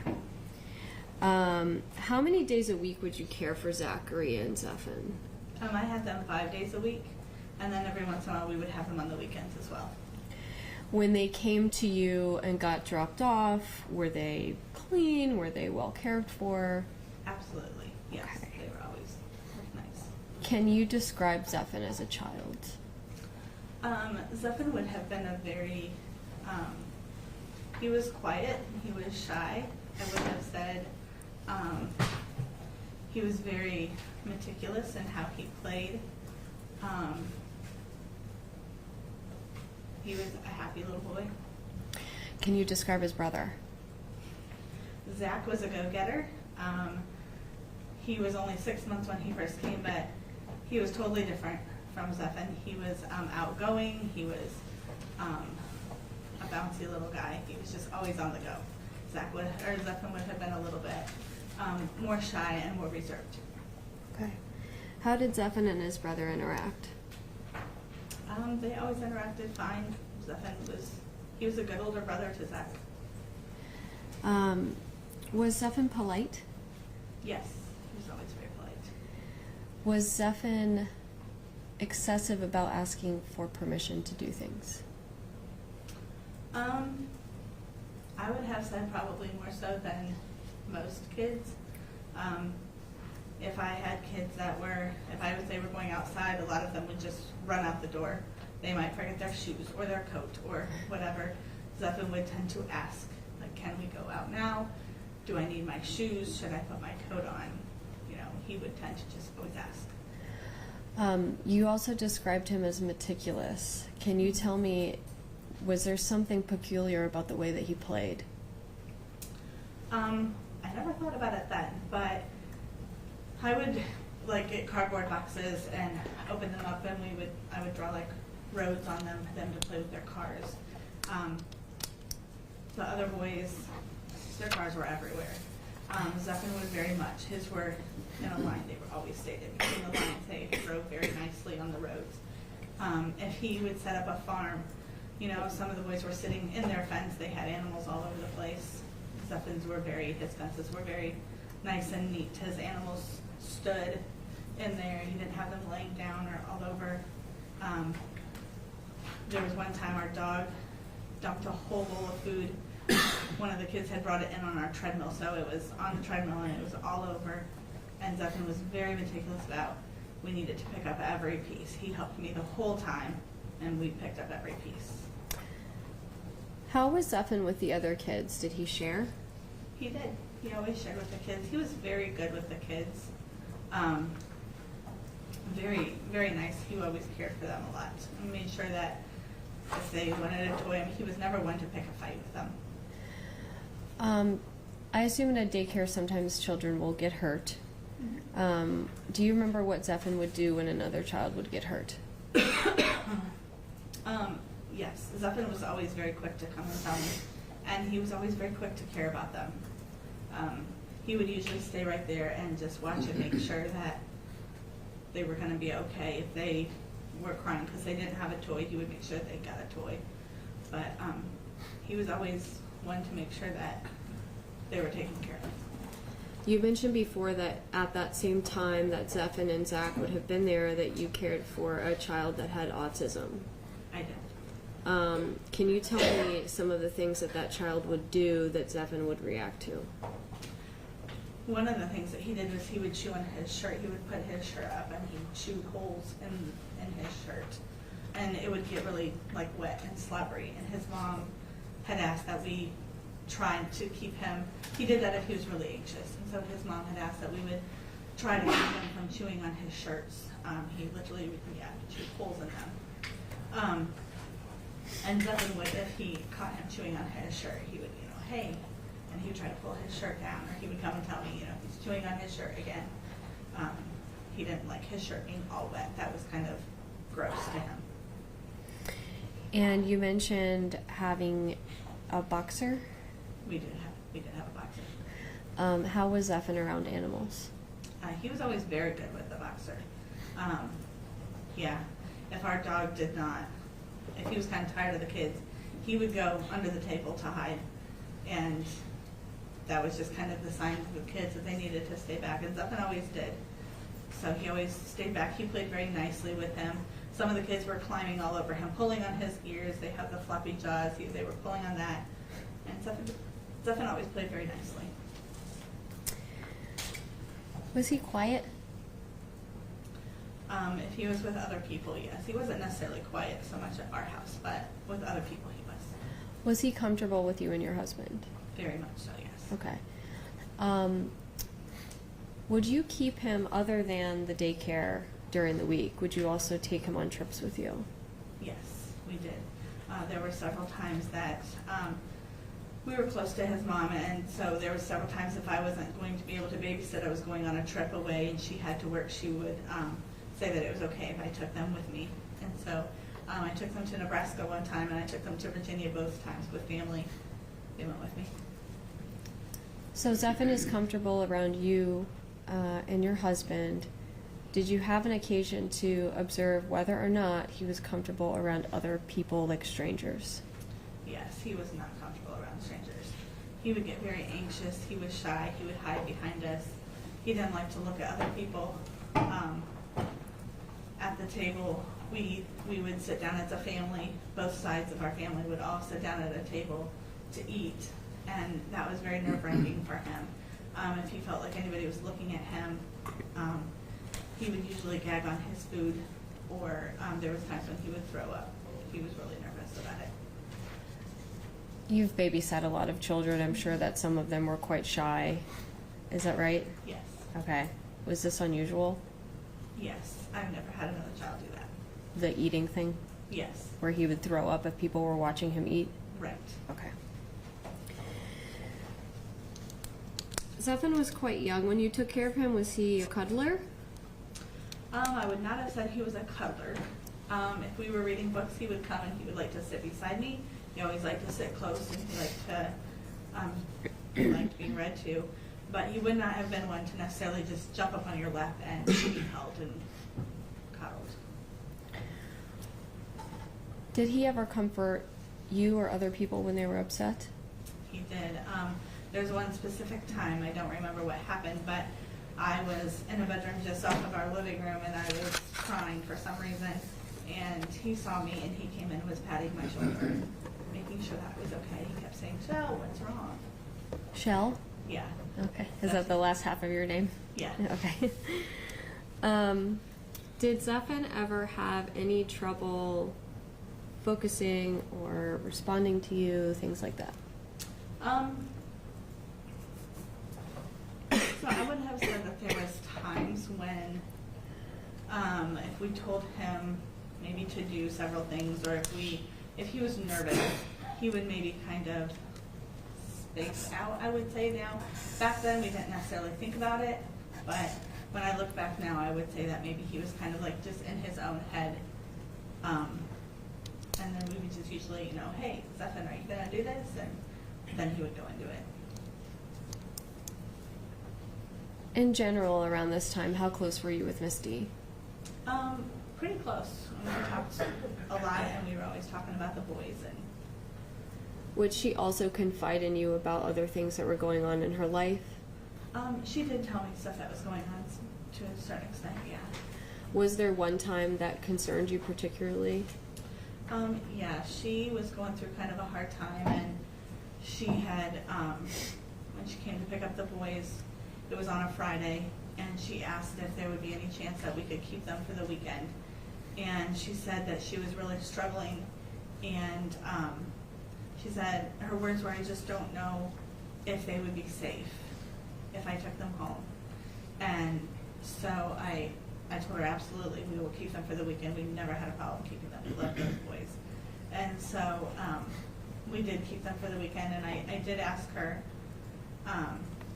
like the thought just crossed my mind. I never thought she would hurt her boys, but the thought crossed my mind, like, is she okay? Is she going to hurt herself? And I asked her, are you okay? Are you going to do something to yourself? And she said, no. She said, I just need some time for myself. So we watched the boys that weekend. Okay. And I'm assuming she picked them up? She did. She picked them up on Sunday night. Okay. Is that when she was supposed to pick them up? I actually thought maybe she would leave them until Monday. I wasn't sure. If we would just have them, until she picked them up Monday night. But she called and wanted to come get them Sunday night. Okay. Did she seem okay? She did. Yeah, she said she was feeling a lot better. Okay. Have you ever met Zephin's father, Josh? I have met him maybe 2 times. Okay. Was that around the time where it would have been sort of the tail end of your babysitting him? Yes. They were going to start going and spending more time with their dad, and he picked them up, I think, 2 times. Did Zephin ever tell you whether or not he liked being at his dad's house? The first time that he went to his dad's when he came back that Monday, I asked him, did you have fun at Dad's house? And he didn't like it. He didn't want to go. And the next time that he went to his dad's, he didn't want to go. So I did talk to Misty about that because it really bothered me that he didn't want to go to his dad's as adamantly as what he was. And but at the same time, he didn't know him very well, and that would have been a big deal to Zephin to have to go someplace if he didn't know. And then over time, he seemed fine after a few times of going. He was, the next time that Josh picked him up, he was actually excited they were going to go play ball, so. What's your husband's name? Dave. And your husband, while you were running the daycare, had another job, right? He did, yes, he worked in a factory. What time would he get home around? He was usually home by 1:30, 2 o'clock. So even though he wasn't running the daycare with you, he did help take care of the children that you had in the daycare, right? Yes, once he got home, he was there with them. Did he spend a lot of time with Zephin? He did. He spent a lot of time with both Zephin and Zach. Does Zephin have a name for your husband? He did. He called him Daddy Dave. Okay. Hold on one second, okay?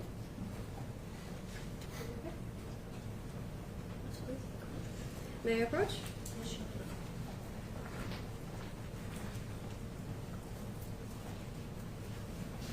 All right. I have showed these photographs to the state. I'm showing the witness the photographs that have been marked as Defense Exhibit 8 through 11. Can you look at those photographs and tell me whether you recognize them? I do. How do you recognize them? I give them to you. Okay. Those are mine. Are they pictures of Zephin? Yes, they are pictures of Zephin. Okay. I'm going to show them on the screen, okay? Okay. Thanks, John.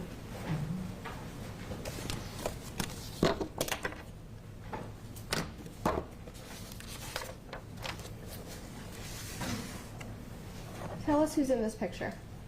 That is Zephin with the black shirt. It is Zach with the orange shirt, and then that is my daughter Sierra with the baby. And I apologize, I would ask that these be entered into evidence. No objection.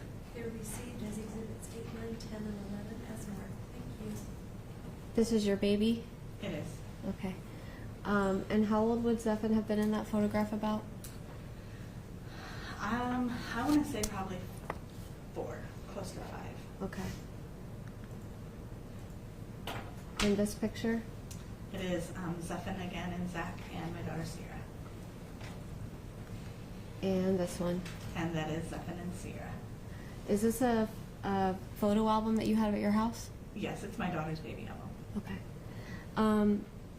How old was Zephin when you first had Sierra?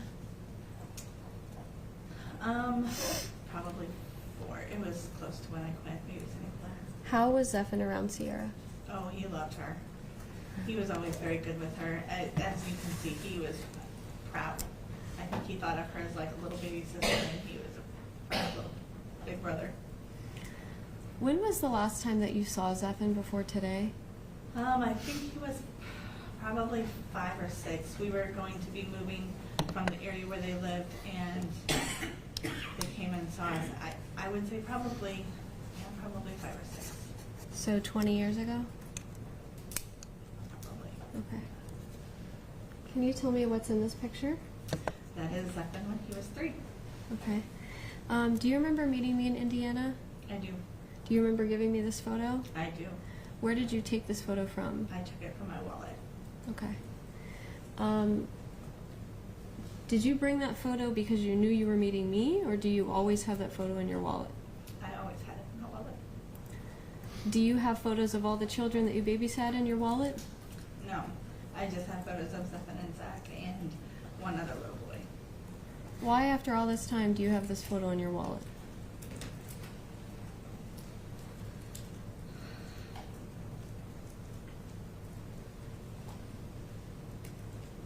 Those boys were very special to us.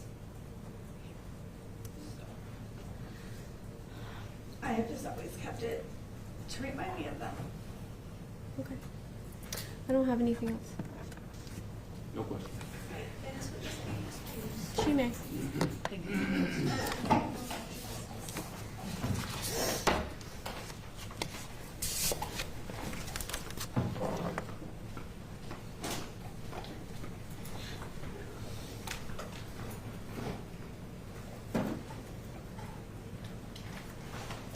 The defense would call Judy Newberg.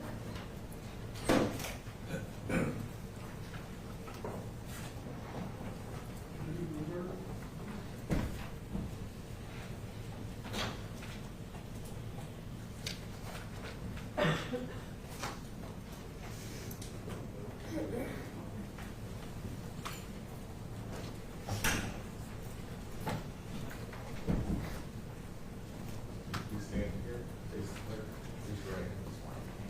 You solemnly swear or affirm that the testimony you're about to give shall be the truth, the whole truth, and nothing but the truth, so help you God. Right this way, please.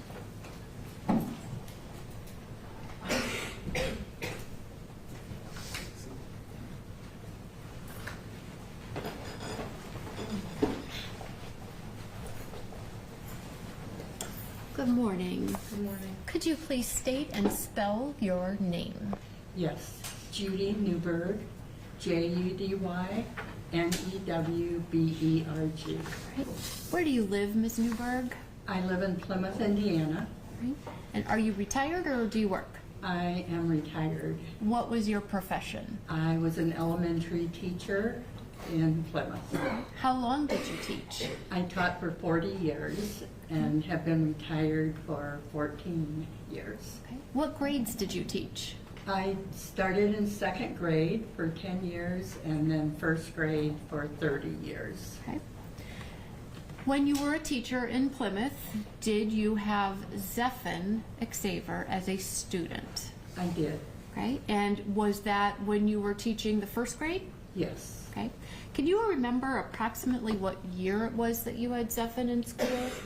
It was 20 years ago, 2003, 2004 school year.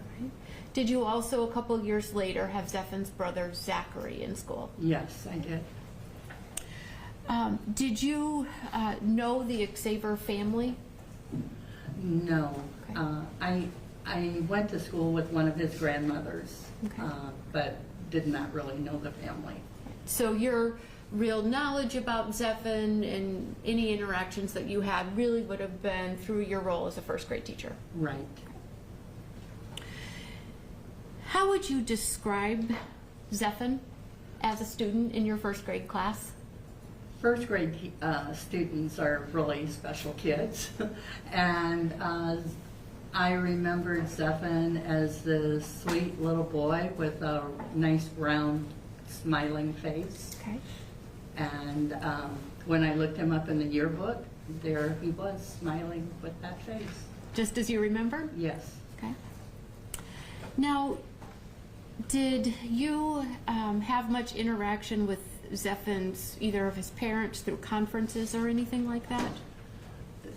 I don't recall for sure. Usually in first grade, parents come to all the parent conferences, so I'm assuming Okay.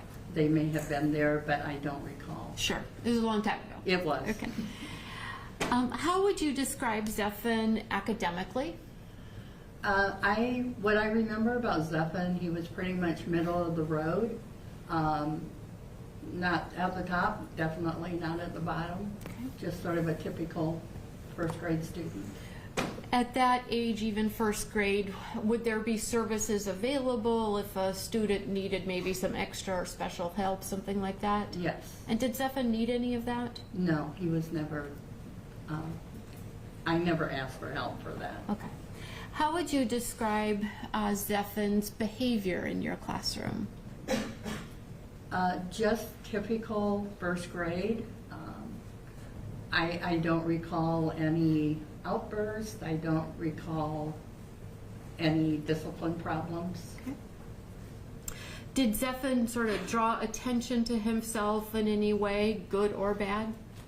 No, I don't believe so. Okay, he's just kind of a middle of the road, nothing unusual, typical first grader. Yes. Okay. But you remember him as sort of this cute, round-faced little boy. Right. Okay. Thank you. That's all the questions I have. No questions. Did Misty excuse? She may. You were excused, ma'am, and how do you go about your business? Thank you.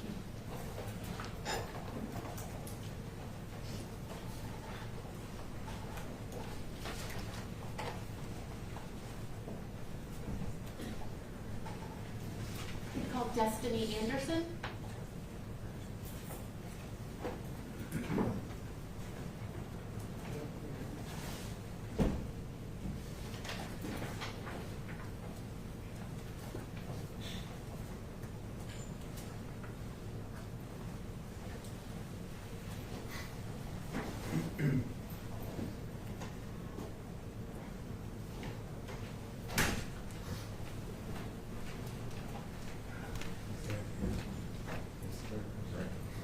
You solemnly swear to affirm that the testimony you're about to give shall be true, the whole truth, and nothing but the truth, so help me God. Nice, like this.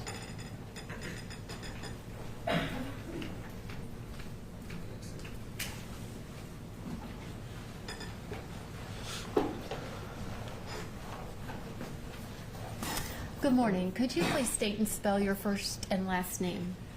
Destiny Anderson, DESTINYANDERSON, Thank you. And where do you live, Ms. Anderson? in Napanee, Indiana. How do you spell Napanee? NAPPANEE. All right, thank you. Do you know Misty Hendricks? I do. How do you know her? I went to school with her, What age of school? elementary on up. Okay. So you've known her for quite a number of years. Yes. Right. Have you been friends with Misty over the years? Yes. Okay. Have there been times where you might have lost contact and then come back into contact? Yes. Can you tell us a little bit about that? Well, life happens. We got married. She got married. We both had kids. So on and off, we were in and out of each other's lives. Okay. And are you friends now? Yes. Did you know Misty when she was with Josh Xaver? Yes. And were you friends at the time when Misty had Zephan? Yes. And then what about when she was pregnant with Zach? We weren't in contact at that time. Okay. How would you describe Misty as a mom when you knew her when the kids were young? Very good mother, attentive. Okay. Did she care about her boys? Yes. She loves them very much. Okay. And how would you describe Zephan as a baby from when you knew him? Normal baby. When Zephan was a young boy, did you know that Misty had Josh take over having the boys live with him? Yes. Right. And what do you know about why that happened? She was having some mental health issues, and so she felt it was best for him to have custody at the time to get that straightened out. And how did then, after the boys were living with Josh, how did Misty address what was going on with her and her mental health? And she got help with the doctor, was put on medication, and she still was with her boys every weekend. So she still saw them? Yes.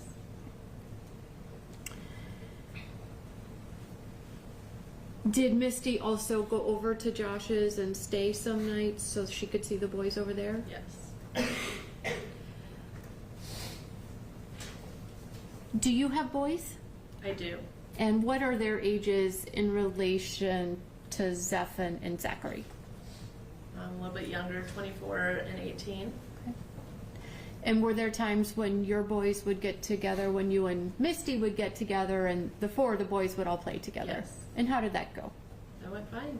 Okay. Do you ever notice any problems that Zephan was having with interacting with your boys? No. Now, Zephin's relationship with his father, what can you tell us about his relationship? They didn't see eye to eye. They put up with each other. Okay. Did you get an idea that if Zephin had the choice, is he going to stay at Dad's house or is he going to stay at Mom's house? Where would Zephin rather be? At his mother's. And did Zephin tell you that he didn't have a great relationship with his father? Is that something he talked about? He didn't tell me directly, but I knew that. Okay. They did. And how do you know that? By hearsay. Okay. Just from talking From with talking to Misty, yeah. Okay. All right. Did you know about Zephin playing football? Yes. And what did you know about what Zephin thought about playing football? As far as I knew, he enjoyed it, but Okay. he did receive an injury, and he didn't stick with it throughout the whole high school career. Okay. How would you, so kind of before the age of 9 or 10 years old, how would you describe Zephin as a child? Fun, loving, playful, Okay. like any normal child. Okay. If Misty would give him sort of a direction or, do this or do that, did he respond to her appropriately and follow direction? Yes. Was he well-mannered, Yes. acting appropriately for his age? Yes. Now, were you still friends with Misty as Zephin kind of moved into the teenage years and into the high school years? Yes. And did you know then about some changes that were happening with Zephin? Yes, as he got into his teenage years. Okay. What can you tell us about what you know? Just a little withdrawn, stayed in his room. Do you know what he did in his room? Video games, mostly, I would say. Did he seem a little odd to you? He had peculiarities, but is that being a teenager or? Yeah. Okay. You mentioned that you knew that he had an injury from football. Yes. And did you notice changes in Zephin that occurred after he had that injury? What did you notice? That he would argue with his mom more. That I never seen. Yeah, like, and then to hear her talk about kind of his meltdown that he had at one point, and that was all after that injury. Okay. Did he seem more withdrawn after that injury? You could say that. Did he stay in his room quite a bit? Yes.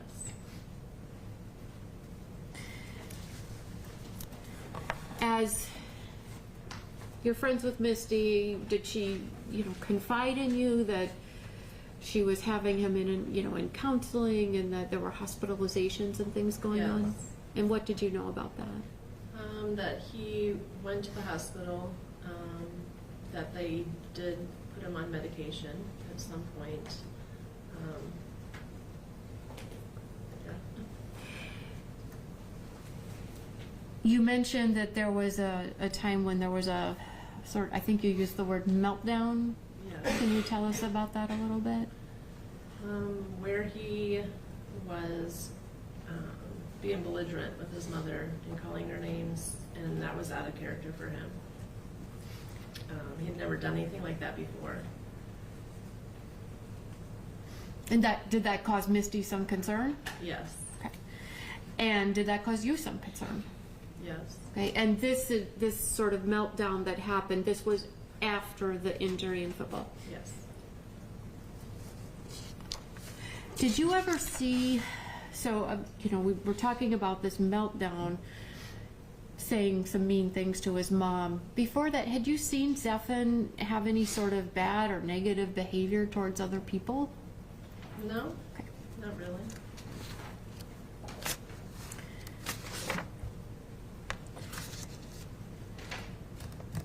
Do you know Bruce Bannister? I do. How do you know him? Misty's boyfriend. What would be your impressions of that relationship?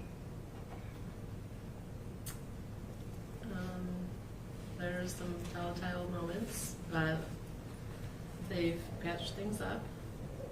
They're back together now? They're back together now. Okay. How would you describe Bruce physically? He has been physical with her, or like, are you Like, talking yeah. his appearance? His appearance. Is he a big Okay. guy? Yes. Yeah, to me he is. Okay. Yeah. Kind of a rather intimidating figure? Yeah, could Okay. be, yes. What do you know about how Bruce is treated, Misty? You mentioned physical abuse. Do you know about that? Yes, she has told me I didn't witness it. Right, but yeah, you were never present when these things Correct. happened. But as a friend of Misty's, when things would happen, she would report them to you. Yes. So you knew sort of as things were happening what was going on in her life with Bruce. Yes.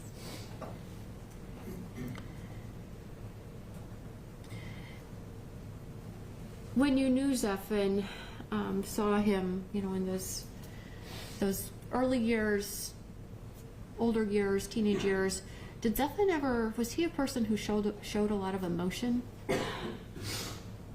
As a kid, he was normal. As he grew into his teenage years, I think he was a little flat with emotions. Okay. Now, in December of 2018, after Misty had moved to Florida, did you come down for a visit? I did. And why did you come down to Florida? I was down here visiting family. And in the course of being down in the area visiting family, did you also see Misty? I did.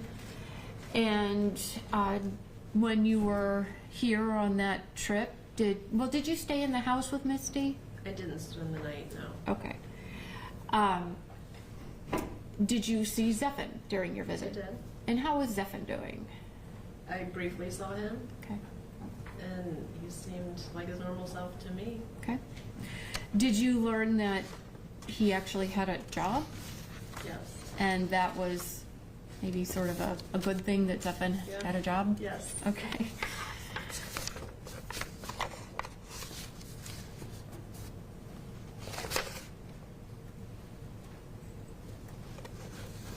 Was Zephan a very talkative kid? He could be at times, but it wasn't often. Okay. So if he kind of got going, he might talk, but Yes. overall, not somebody who was... Hanging out and talking all the time, no. Okay. All right. That is all I have. Thank you.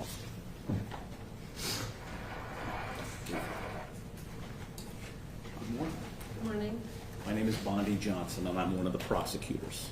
I just want to ask a couple questions to follow up what you've already testified to, all right? And you're Ms. Anderson. Yes.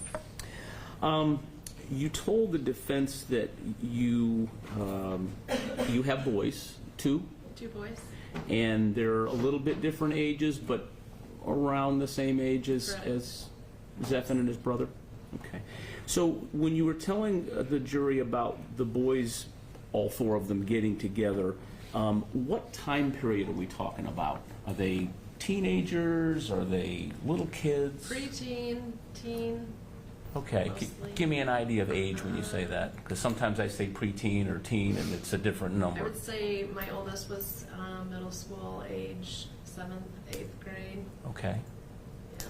And so how old, we're talking 12, 13-ish? Yes. Yeah. Did that relationship continue, meaning you and Misty and the boys, did that continue from that point through some of the stuff you talked about where he got a little belligerent? Yes. Okay. My boys would come down. I would go to our house a lot, and my boys would sometimes be with me and sometimes not. Okay, okay. So what would the boys do when they got together? They'd be outside, up in the bedroom, playing video games. Okay. Typical. Just typical stuff? Correct. All right. Would they spend a lot of time at your house? Like, would they be there for hours? I would usually be at Misty's house for Okay. hours. Okay. Well, so you would be there and your boys would be there interacting with her kids? Correct. All right. And would they be, they'd be in their bedroom playing video games, but did you have some interaction with them? I mean, I didn't hang out with them, but Okay. Well, were there times where you had interaction with Zephan and his brother? where they would talk to you about something as kids. Yes, I get, yeah, that would Okay. happen. And I think you mentioned that he was a nice kid. Yes. At any of the times that you had any interactions with Zeph and Xavier, were you ever told, or did he mention to you that he ever had any voices in his head or things like that? Not to me directly, Okay. I'm talking about what you observed. no. Okay. You talked a little bit about the information you had where he didn't see eye, I think your words were he didn't see eye to eye with his dad. Correct. Did you know anything about his dad? A little bit. Okay. Did you know that his dad was kind of strict? I don't know how we parented. Okay. But would you agree that a lot of teenage kids don't get along with their parents or see eye to eye at some point in their Yes. relationship? You got two boys, Yes. and they love you, you're their mom, Correct. right? Yes. And you're the center of their world. Right? I would hope Then, so. then they start having friends. Yes. Do things change a little bit? Yes, dynamics do, yes. Okay. And you've experienced that yourself. Correct. So sometimes those lovey boys suddenly don't want to be loved on by mom in front of their friends. Oh, yes, correct. And that gets me into some of the statements that you talked about a little while ago. Entering that puberty time, that teenage in between. And I know that coincided with or happened after this football injury. But do you think it's fair to say that happened right around the time that teenagers start to maybe break away from their parents a little bit because they're just being teenagers? Yes. Okay. And would you agree that that's kind of fairly normal of what happens in life? Yeah, that's part of it, yes. Okay.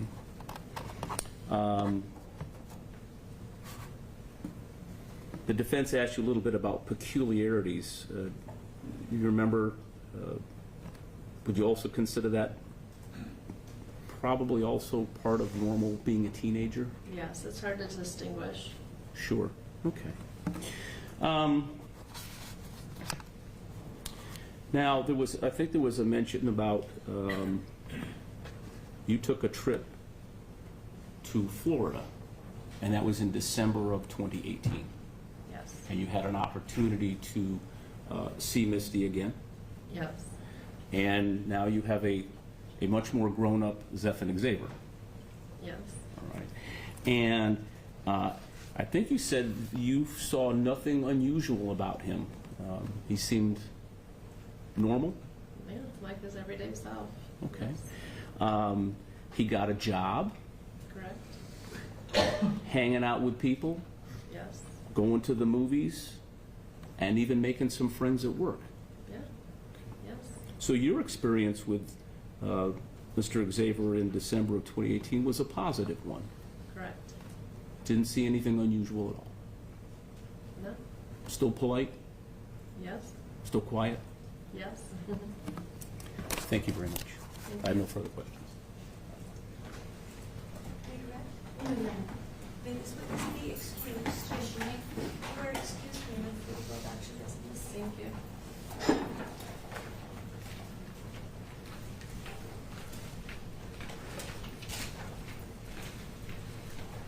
Ladies and gentlemen, we're going to go ahead and take our lunch break.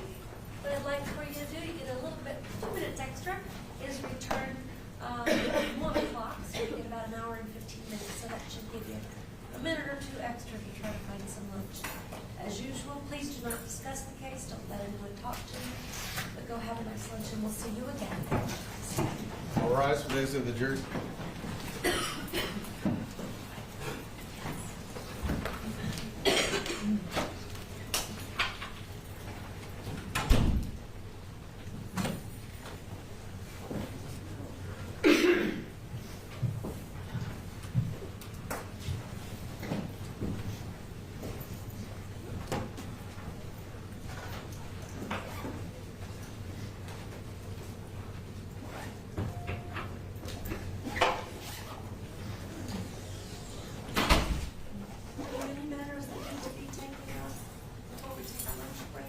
Nothing from the state. Nothing from the defense. The state is well, it's possible. Thank you.